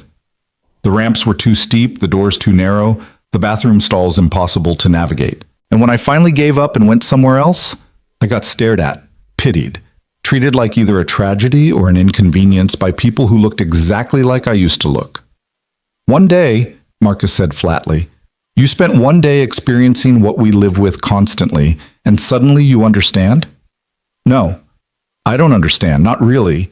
One day in a wheelchair doesn't teach me what it's like to be permanently disabled, to face discrimination constantly, to navigate a world designed without my existence in mind. But it taught me enough to recognize how profoundly wrong I'd been. How my standards were really just excuses for exclusion. How my resistance to accessibility modifications was really just selfishness dressed up in business language. Jack watched Vincent carefully, trying to assess whether this remorse was genuine or performed, whether 6 months had actually changed the man, or just taught him better words to avoid consequences. He thought about all the discussions he and Claire had had about redemption, about whether people could fundamentally transform or just learn to hide their worst impulses more effectively. Vincent, Jack said slowly, I appreciate what you're saying. I can see the physical changes you've made to this space. But I need to know, are you doing this because you've genuinely changed your beliefs about disabled people, or because the settlement forced you to and you're making the best of it? Vincent met his eyes directly. Honestly, it started as compliance, pure survival instinct. But somewhere in the process of renovation, of training, of actually listening to disabled customers explain what barriers they faced, it became something else. I started seeing people I dismissed as inconveniences as actual human beings with legitimate needs. I started feeling ashamed of the man I'd been, the harm I'd caused. I'm not asking for forgiveness. I don't deserve it. But I'm trying to become someone different than who I was that night I refused Claire entry. Try harder, Marcus said bluntly. Because words are easy, Vincent. I've heard apologies before, signed NDAs before, watched powerful men promise change before. Prove it through actions. Keep being this person when the cameras are gone and the oversight committee finishes its work. That's when we'll know if you've actually changed. I understand. Vincent nodded slowly. And I will. Not for redemption or forgiveness, but because it's right. Because running a business that excludes people is wrong, regardless of whether I get caught. Because I have grandchildren now, and I want them to inherit a restaurant they can be proud of, rather than ashamed of. An announcement called guests to their tables. The reopening dinner was beginning, with Vincent serving a special menu designed in consultation with the disability community to accommodate various dietary needs and dining methods. Jack, Claire, and Marcus were seated together at a table that would have been impossible 6 months ago. Spacious enough for wheelchairs, positioned for easy conversation, with menus available in multiple formats. Patricia Huang arrived late, sliding into the 4th seat with apologies about traffic.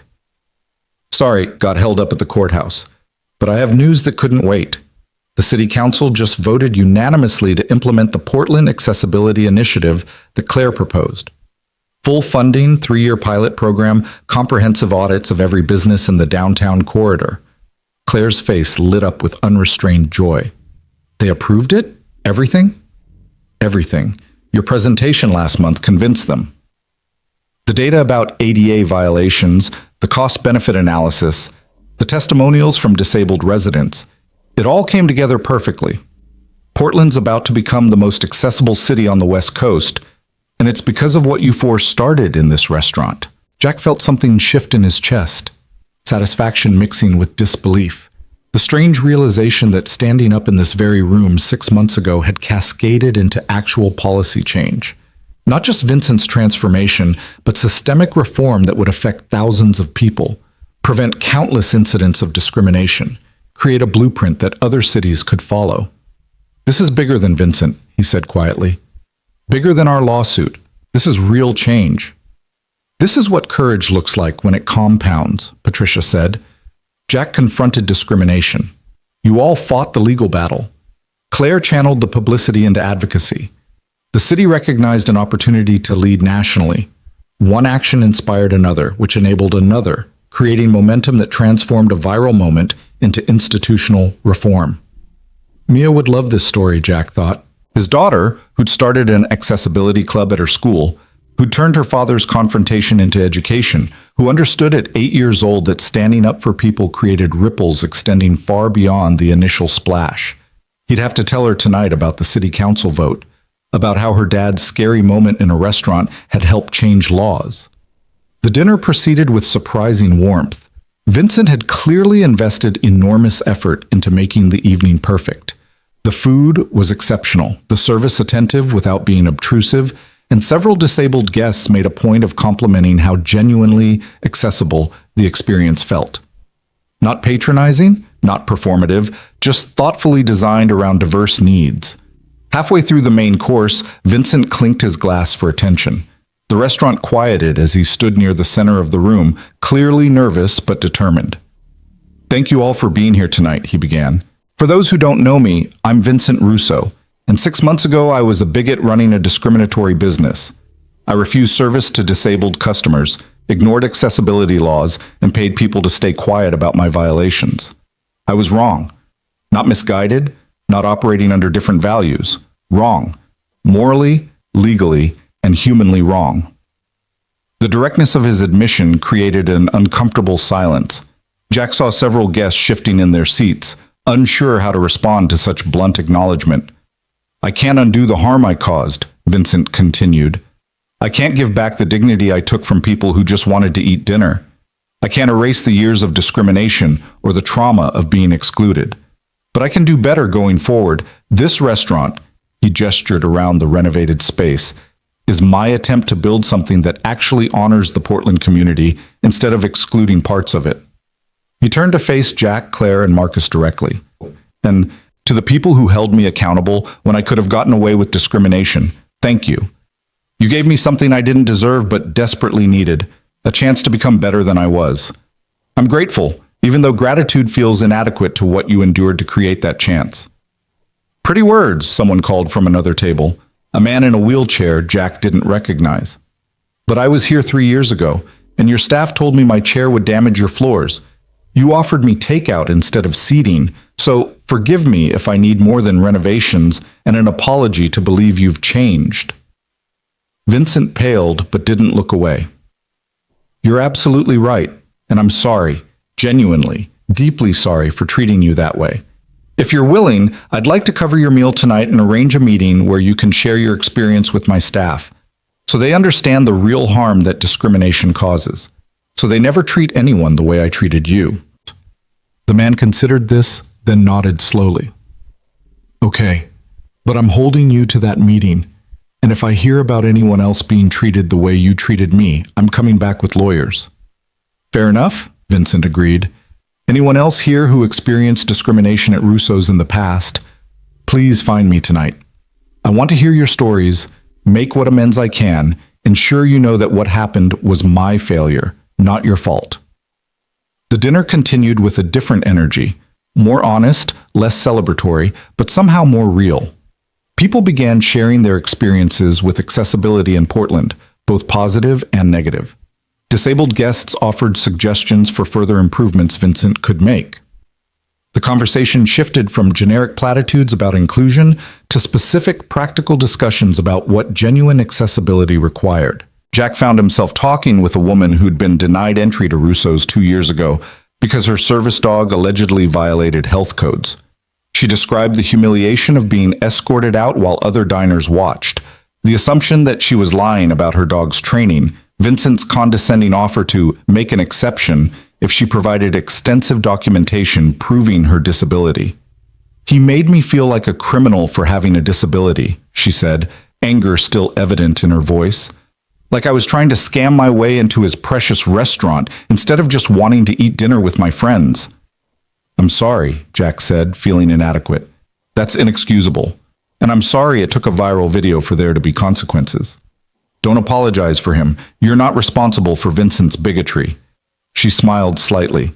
"But thank you for standing up when you did, for making it impossible to ignore. I'd given up on Portland's disability rights enforcement.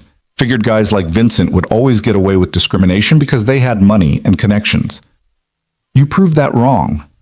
By the time dinner concluded, Jack had heard a dozen similar stories. Each one added weight to his understanding of what Vincent's discrimination had cost, how many people had been harmed over the years, how much damage could be inflicted by a single business owner who viewed accessibility as optional.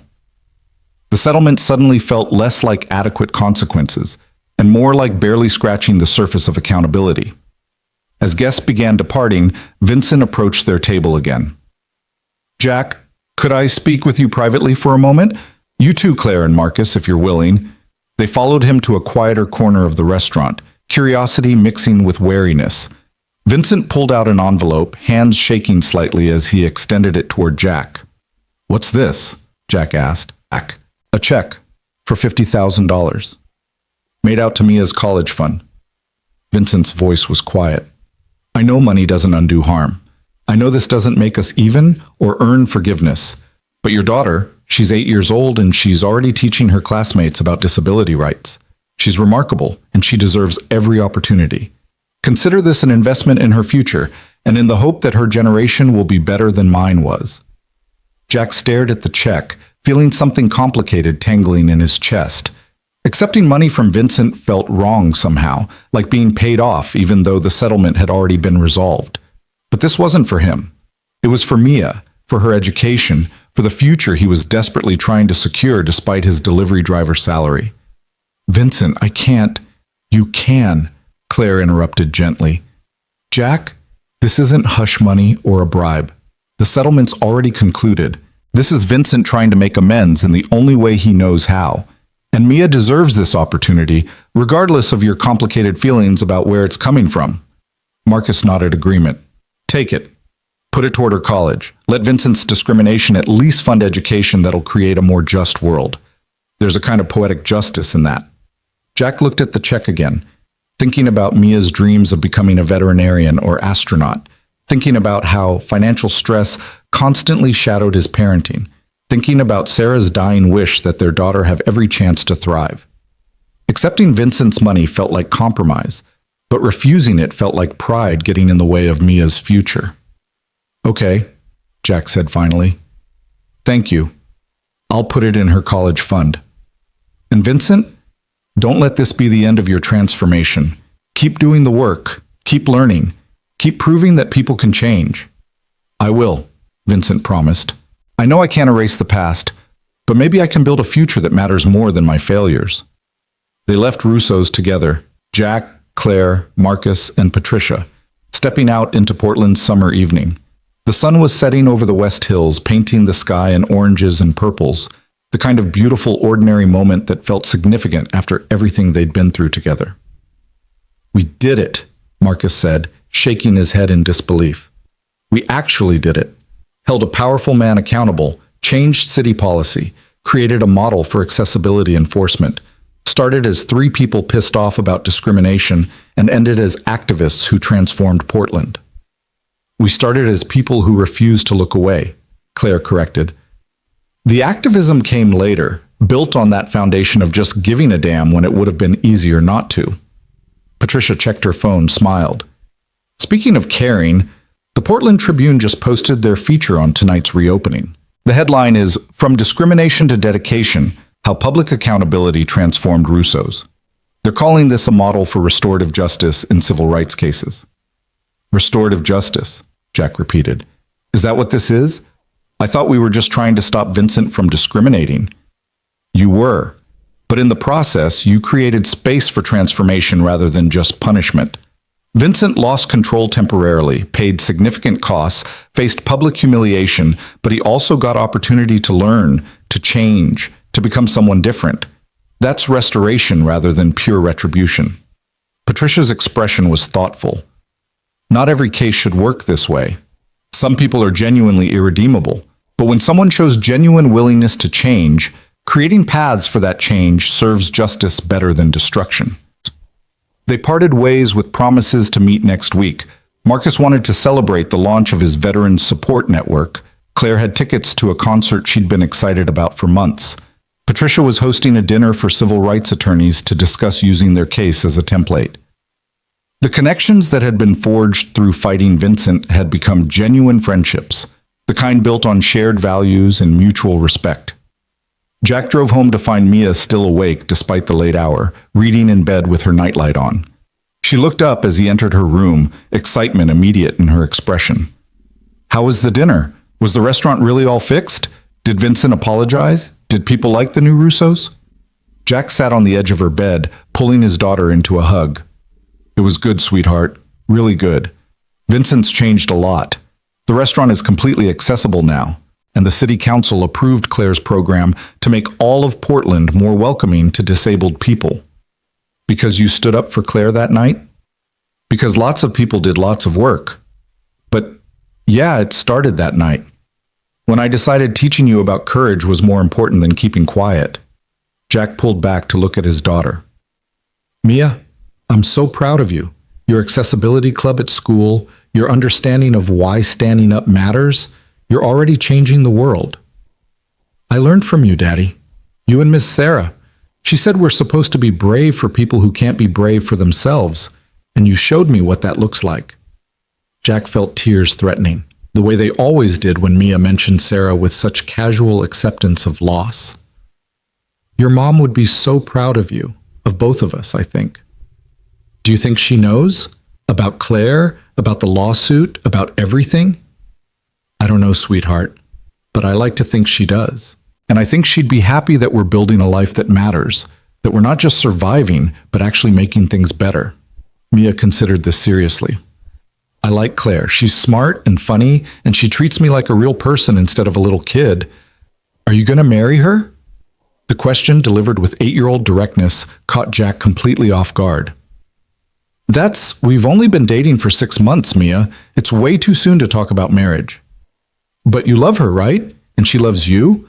Miss Sarah said that's what matters in marriage, loving someone and wanting to build a life with them. It's more complicated than that. Claire's a CEO with responsibilities I can barely understand. She has money and a lifestyle that's completely different from ours. Marriage would mean navigating those differences long term. So? Mia interrupted with the logic of someone who hadn't yet learned that love was supposed to be complicated. You're a delivery driver who stood up to a bigot. She's a wheelchair user who fights for disability rights. You're both brave and kind, and you make each other smile. The rest is just details. Jack laughed, surprised by his daughter's wisdom. When did you get so smart about relationships? I pay attention, and I read a lot. And Daddy? Mia's expression grew more serious. I know you worry about replacing Ms. Sarah, but loving Claire doesn't mean forgetting Mom. It means showing me that hearts can hold more than one person, that losing someone doesn't mean you stop loving anyone ever again. The tears spilled over now, Jack unable to contain the emotion flooding through him. His 8-year-old daughter, teaching him about grief and love, and the courage it took to open yourself to connection after loss. Sarah would have loved this moment, would have loved seeing their daughter grow into someone wise and compassionate and unafraid of complicated feelings. You're right, Jack said quietly, about all of it. I do love Claire, and I'm scared of what that means, of how it changes our life, of whether I'm ready. But maybe being scared is okay if I'm brave anyway. That's what Ms. Sarah always said. Being scared is normal. Being brave is choosing to do the thing anyway. Mia hugged him tightly. I think you should marry Claire. I think we should be a family, you and me and Claire. And maybe someday a dog, because Claire's house has a huge backyard, and she said she'd consider it. Jack laughed through his tears, holding his remarkable daughter, feeling gratitude for Sarah giving him this incredible human and for the universe being strange enough to bring Claire into their lives at exactly the moment they were ready for expansion. Get some sleep, sweetheart. Tomorrow's Saturday. I'm taking you to the zoo, and Claire's meeting us there if you want. We can talk more about families and futures and maybe, possibly, definitely getting a dog someday. 3 months later, on a crisp October evening, almost exactly a year after that first confrontation at Russo's, Jack took Mia and Claire to the small Italian restaurant where they'd first had dinner together. Marchetti's was still their favorite spot, unpretentious, welcoming, run by Maria, who'd been watching their relationship develop with unabashed joy and excessive matchmaking commentary. They ordered their usual dishes, fell into comfortable conversation about Mia's latest school project, and Claire's company's new adaptive technology launch, and Jack's promotion at work. The delivery company had made him a trainer, teaching new drivers about customer service and community engagement, with a significant raise that meant he could finally afford to move into a bigger apartment. Life was good. Not perfect. Still complicated, but genuinely good in ways Jack had stopped believing possible after Sarah died.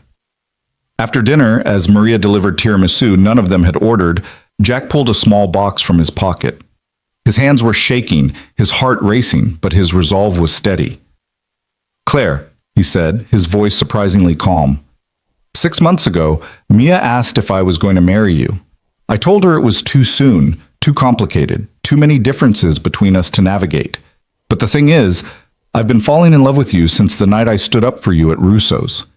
Maybe before that, in the first 5 minutes of watching Vincent discriminate against you and feeling rage that anyone would treat you like you were less than human."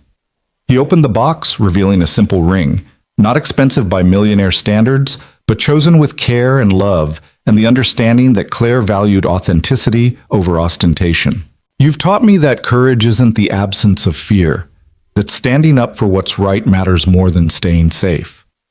That love can grow in the strangest soil if you're willing to tend it. Claire Donovan, will you marry me?" Mia was bouncing in her seat, barely containing excitement, a massive smile splitting her face. Claire was crying, her hands pressed to her mouth, her eyes shining with tears that could have been joy or overwhelm or probably both. "Yes," she said, laughing and crying simultaneously. "Yes, absolutely yes. Jack Reynolds, you remarkable, courageous, utterly unexpected man. I love you. I love Mia. I love the life we're building together. Yes, I'll marry you." Jack slipped the ring on her finger, pulled her close for a kiss that tasted like tears and tiramisu and the particular joy of choosing love despite fear. Mia squealed. Maria shrieked from the kitchen and came rushing out with champagne. She'd apparently been keeping ready for exactly this occasion, and the entire restaurant erupted in applause. "We're getting married," Mia announced to everyone and no one, her voice carrying pure delight. "And we're going to be a family, and maybe get a dog." "Definitely getting a dog," Claire said, pulling Mia into their embrace. "A family needs a dog, and a bigger house where we all fit comfortably, and lots of love, which we already have in abundance." That night, after Mia was asleep in Jack's apartment, soon to be their former apartment, as they'd be moving into a house they'd choose together, Jack and Claire sat on his small balcony with wine and the comfortable silence of people who'd learned to be still together. "I can't believe this is real," Jack said quietly. "A year ago, I was just a delivery driver taking his daughter to celebrate good grades. Now I'm engaged to a CEO. I've helped change city policy. Vincent Russo's apologized to me, and my life has been completely transformed." "Our lives," Claire corrected. "Your courage changed my life too. Showed me that not everyone sees the wheelchair first, that genuine partnership is possible, that I could trust someone with my whole self instead of carefully curated pieces." What would have happened if I hadn't stood up that night? Jack wondered. If I just looked away, taken Mia somewhere else, let Vincent get away with discriminating against you. Then I would have gone home alone, cried in my enormous empty house, and added another incident to my mental list of reasons the world wasn't designed for people like me. You would have had a quiet dinner somewhere, tucked Mia into bed, and never known what you'd missed by staying silent. Claire took his hand. But you didn't stay silent. You chose courage. And that choice cascaded into everything that came after. The lawsuit, the settlement, the policy changes, us. All because you decided teaching your daughter about justice mattered more than avoiding conflict. Sarah would have liked you, Jack said suddenly. She would have loved your intelligence, your advocacy work, the way you make Mia laugh. She would have been glad I found you. Tell me about her? Not just the grief parts, but the good parts. I want to know the woman who raised Mia and loved you and shaped who you became. So Jack told her about Sarah's terrible jokes and fierce loyalty, her battle with cancer and her deathbed wisdom, the way she'd prepared him and Mia for a future without her by teaching them that loss doesn't end love. It just transforms it.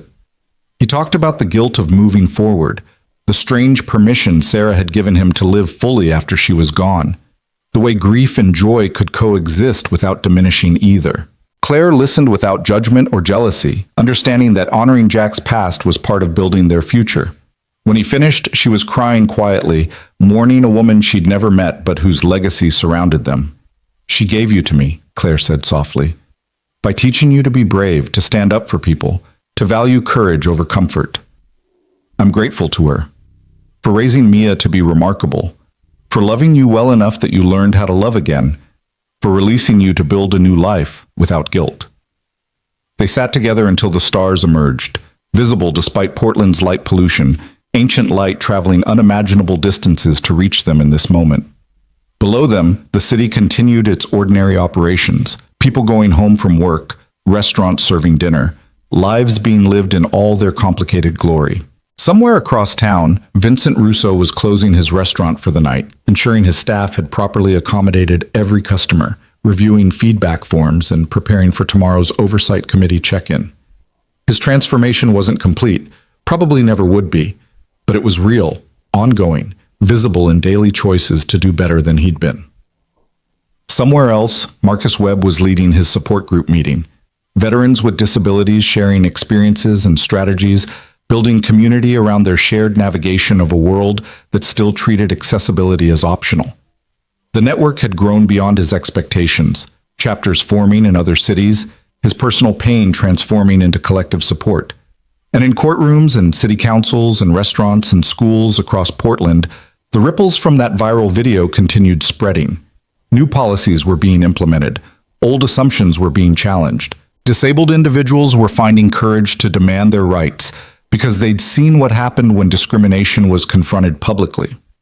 All of it, every policy change, every transformed business, every empowered individual, traced back to one October evening when Jack Reynolds decided that teaching his daughter about courage mattered more than avoiding conflict. One moment of choosing to see injustice rather than look away. One refusal to let discrimination pass unchallenged. The wedding took place 6 months later in Claire's backyard, now technically their backyard, as Jack and Mia had moved into the house after careful negotiations about maintaining some independence while building genuine partnership. The ceremony was small and perfect, officiated by Judge Harold Chen, who'd mediated their settlement conference and become an unexpected friend. Marcus served as Jack's best man, delivering a speech about courage and justice, and the strange ways the universe connects people who need each other. Patricia Huang stood beside Claire, her legal precision softened by genuine affection as she toasted the couple who'd transformed a discrimination case into a blueprint for change. Mia was Flower Girl, wearing a purple dress she'd chosen herself and clutching a basket of rose petals she'd scattered with artistic abandon. She'd written her own speech, delivered with 8-year-old solemnity about how families are built from love rather than blood, how Ms. Sarah would have loved Claire, how she was the luckiest girl in the world to have 2 amazing mothers, one in heaven and one in a wheelchair.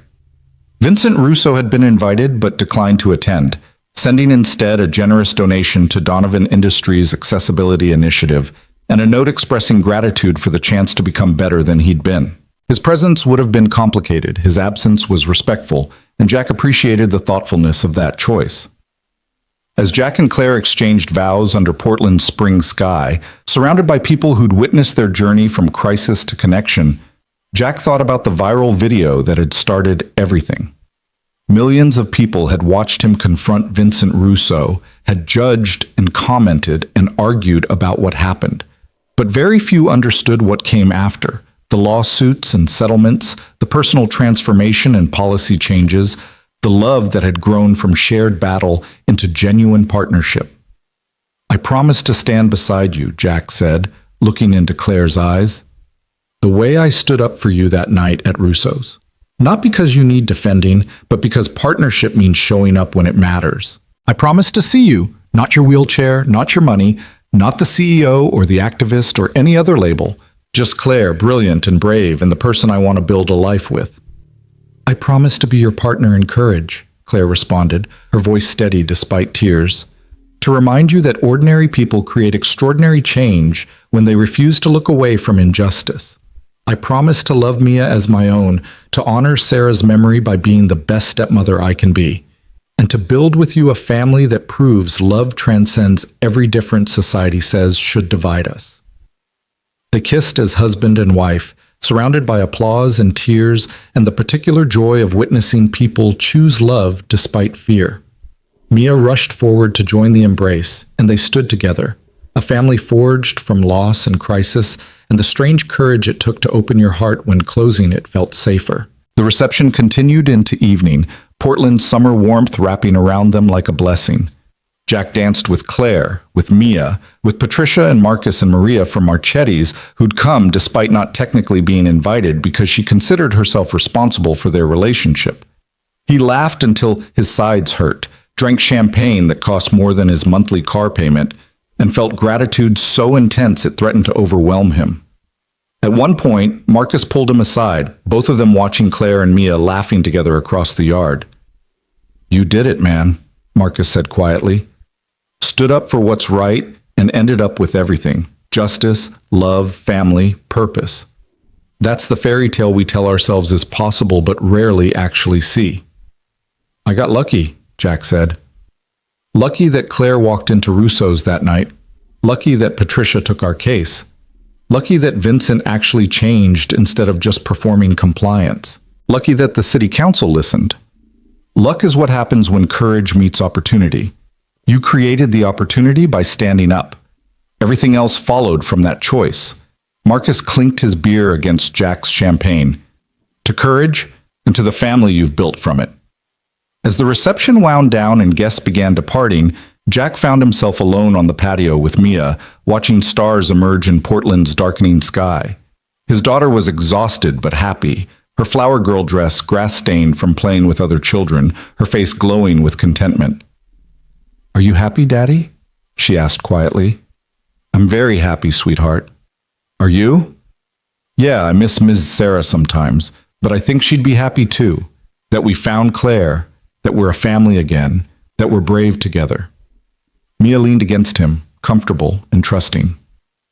"You know what Ms. Sarah told me before she died? She said that love doesn't run out, that her loving us didn't mean we couldn't love other people too, that hearts just get bigger to hold more people." Jack felt tears on his cheeks again. Seemed like he cried at everything these days, his emotions closer to the surface than they'd been before Claire, before fighting for justice, before learning that vulnerability could be strength rather than weakness. She was right about that, about a lot of things. She'd be proud of you, Mia, of the person you're becoming, of how you've handled everything life threw at us, of how brave you are. "I learned from the best," Mia said simply. "You and Ms. Sarah and now Claire. I'm lucky to have so many people teaching me about courage." The following morning, Jack woke in his new life, married to Claire, living in a house that felt like home rather than just shelter. Mia sleeping peacefully down the hall in a bedroom 3 times the size of her old one. The promised dog, a rescue named Justice because Mia had a flair for dramatic symbolism, snored at the foot of their bed, already integrated into their family, despite having been adopted only 2 weeks ago. Claire stirred beside him, smiled sleepily. "Good morning, husband." "Good morning, wife." The words felt foreign and perfect simultaneously. "I can't believe we're actually married, that this is real." "Believe it. You're stuck with me now, and with Mia, and with Justice, who definitely needs to go outside before he has an accident on our very expensive rug." They fell into morning routines, coffee and breakfast, walking the dog, getting Mia ready for school, the ordinary rhythms of family life that felt extraordinary because they'd been hard won. As Jack drove Mia to school, Passing through Portland's streets that felt transformed by everything they'd experienced together, his daughter asked a question that had clearly been percolating overnight. "Daddy, what do you think will happen with Russo's? Will Vincent keep being good, or will he go back to being mean once the oversight ends?" Jack thought about Vincent's evolution, about the man who'd discriminated with casual cruelty, and the man who'd spent his own reopening dinner listening to victims and making amends. "I don't know, sweetheart. People are complicated. Sometimes they change genuinely. Sometimes they just get better at hiding who they really are. But here's what I do know. We created systems that make it harder for Vincent to discriminate even if he wants to. The oversight committee, the city's new enforcement policies, the fact that people are paying attention now, that matters more than whether Vincent personally becomes a saint. So we didn't just stop one bad guy. We made it harder for all bad guys." "Exactly. We changed the rules so that disability discrimination has real consequences. That's better than just punishing one person. It's preventing future harm." Mia processed this seriously. That's what Ms. Sarah meant about changing the world. Not just fixing one thing, but making everything a little bit better. Jack pulled up to the school, kissed his daughter goodbye, watched her run toward the building with her backpack bouncing. She'd grown so much in the past year, taller physically, but more importantly stronger emotionally, braver socially, more confident in her ability to stand up for what was right. That growth was worth every stressful moment of the lawsuit, every scary confrontation, every time Jack had doubted whether fighting was worth the cost. His phone buzzed with a text from Claire. "The Portland Tribune wants to do a one-year anniversary piece on the case. Interview all of us, document Vincent's transformation, show the policy changes we inspired. What do you think?" Jack typed back, "I think we tell our story. Not for fame or recognition, but because maybe it helps someone else find courage to stand up when they see discrimination.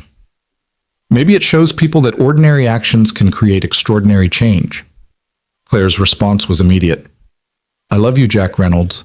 Your courage changed my life. Our courage." "We did this together," Jack replied. "You, me, Marcus, Patricia, Mia, everyone who refused to look away. That's the real story. Not one hero, but a community deciding discrimination was unacceptable." The anniversary article ran 2 weeks later, comprehensive and thoughtful, documenting not just the legal battle but the personal transformations it catalyzed. Jack was quoted extensively, talking about teaching Mia about courage and how standing up once had cascaded into systemic change. Claire discussed Donovan Industries' accessibility initiative and the dozens of businesses that had voluntarily improved their compliance rather than wait for enforcement. Marcus shared how the Veterans Support Network had grown to 15 chapters across 5 states, each one helping disabled veterans navigate discrimination and advocate for their rights. And Vincent Russo, interviewed in his transformed restaurant, spoke with unexpected honesty about his journey from bigot to advocate. "I can't undo the harm I caused," Vincent said in the article. "I can't give back dignity to people I humiliated or erase memories of discrimination.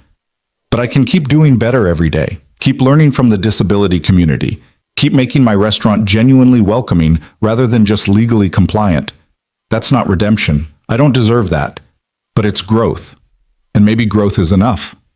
The article concluded with a quote from Judge Chen, who'd mediated the settlement. "This case represents the best possible outcome in civil rights litigation. Not just punishment, but transformation.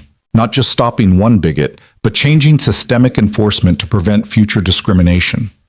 Jack Reynolds' moment of courage created ripples that will benefit disabled individuals for generations. That's what justice looks like when it's done right. Life continued its forward motion.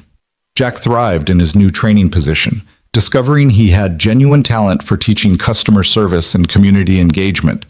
Claire's accessibility initiative expanded beyond Portland, becoming a national model that cities across America were replicating. Marcus's support network kept growing, his personal pain transmuted into collective empowerment. Mia continued teaching her classmates about disability rights, her accessibility club now an official school program with faculty support. And somewhere in the middle of all that forward momentum, Jack realized he'd stopped thinking about that night at Russo's as the most important moment of his life. It had been important, certainly, catalytic and transformative, and the beginning of everything that came after. But it wasn't the peak of his story. It was the foundation, The peak was this: ordinary days with his family, Mia's laughter, Claire's hand in his, Justice barking at squirrels, breakfast conversations about school projects and work challenges and weekend plans. The peak was building a life that honored Sarah's memory while embracing new love, that taught Mia about courage through daily choices rather than singular dramatic gestures, that proved justice was possible when people refused to look away from injustice. On the actual one-year anniversary of that October night at Russo's, Jack took his family, including Justice, who'd become an unofficial therapy dog at Mia's school, back to the restaurant. Vincent had invited them personally, wanting to mark the occasion and demonstrate how far the transformation had extended. The restaurant was full, vibrant with conversation and laughter, its accessibility features now so integrated into the design that they were invisible unless you were specifically looking for them. Wide aisles that accommodated wheelchairs and walkers felt spacious rather than medically necessary. Menus in multiple formats seemed inclusive rather than specialized. The entire atmosphere suggested that accessibility wasn't an accommodation but simply good design. Vincent greeted them at the entrance, his smile genuine rather than performative. "Thank you for coming, for trusting me enough to return, for giving me the chance to show what your courage created." They ate dinner together, Jack, Claire, Mia, Marcus, Patricia, and Vincent, a table that would have been impossible a year ago now, feeling almost natural. The conversation ranged from light to serious, from Mia's plans for her accessibility club to Marcus's latest support group success story to Claire's upcoming keynote at a National Disability Rights Conference. "I want to propose a toast," Vincent said as dessert arrived, "to the people who held me accountable when I could have gotten away with discrimination. To Jack, who taught me that courage looks like standing up even when it's scary. To Claire, who showed me that disability doesn't diminish humanity. To Marcus, who proved that silence today doesn't prevent truth tomorrow. And to Mia, who reminds us all that children understand justice more clearly than adults who've learned to rationalize cruelty."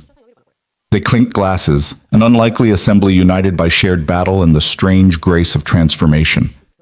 "To courage," Jack said quietly, "to standing up when it matters, to building a world that works for everyone, not just the privileged few, to love that grows in unexpected places, and to the ripples we create when we refuse to look away from injustice."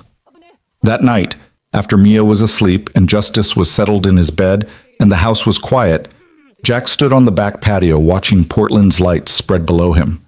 Claire rolled out to join him, her wheelchair navigating the space with practiced ease, her presence beside him feeling as natural as breathing. "What are you thinking about?" she asked softly. "How strange life is. A year ago I was terrified about Vincent's lawsuit, worried I'd destroyed our lives by standing up in that restaurant. And now? Vincent just toasted us at dinner in the restaurant where he discriminated against you. We're married. Mia's thriving. Marcus has built something meaningful from his pain. Portland's accessibility enforcement has been completely reformed. Everything changed because I couldn't look away when someone was being treated badly. Not just you, all of us. Everyone who chose courage over comfort, who stood up instead of looking away, who believed justice was possible even when it seemed improbable." Claire took his hand.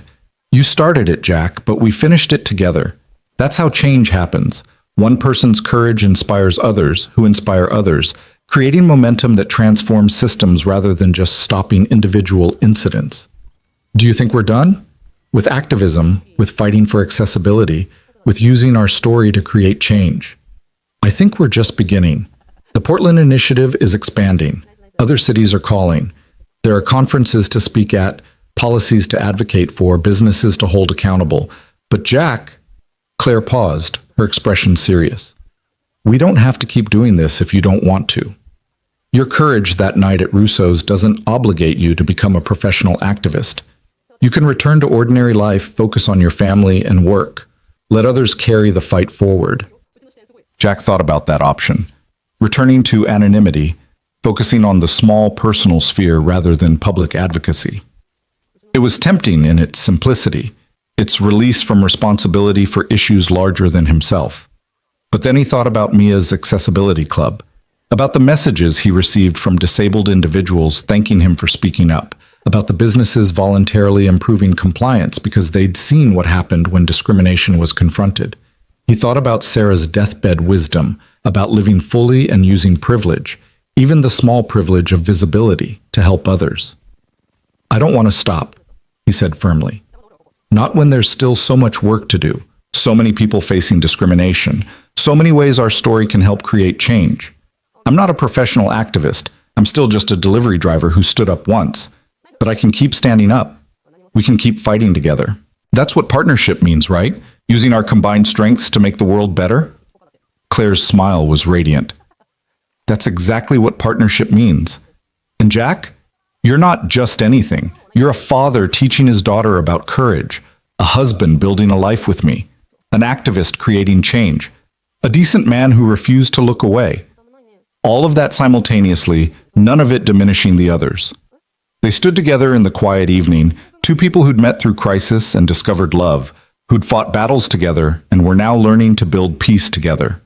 Below them, Portland continued its existence, millions of people living their lives, facing their challenges, making their choices about when to stand up and when to look away.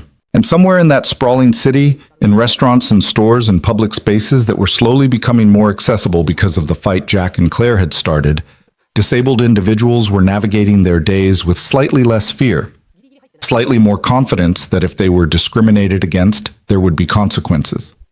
Slightly stronger belief that the world could change, one confrontation at a time, one policy reform at a time, one business transformation at a time. That was the real victory, Jack realized. Not Vincent's transformation, though that mattered. Not the settlement or the media attention or even the policy changes, though those were significant. The real victory was creating a world where disabled people didn't have to be grateful for basic access, where discrimination had consequences rather than quiet acceptance, where courage could be ordinary rather than extraordinary. Mia had been right months ago when she'd asked if they'd won. They had won. Not completely, not permanently, not in ways that solved every problem or prevented every instance of discrimination, but they'd won enough to matter, enough to create momentum, enough to prove that standing up could create change rather than just personal destruction. Jack Reynolds would never forget that October night at Russo's. The fear and rage, the decision to speak up, the moment his life pivoted from ordinary to extraordinary. But increasingly, that night was becoming just the beginning of his story rather than its climax. The real story was what came after. The love he found, the family he built, the change he helped create, the way one moment of courage cascaded into a lifetime of meaning. And as he stood on his back patio with Claire's hand in his, and Portland's lights spreading before them, and his daughter sleeping safely inside their home, Jack understood that this ordinary, extraordinary life built on foundation of standing up for what was right, this was the happy ending Sarah had wanted for him. Not perfection, not wealth, not even justice in its complete form. Just the courage to keep showing up, to keep fighting for what matters, to keep loving despite fear, to keep teaching Mia that ordinary people create extraordinary change when they refuse to look away from injustice. That was enough. More than enough. It was everything.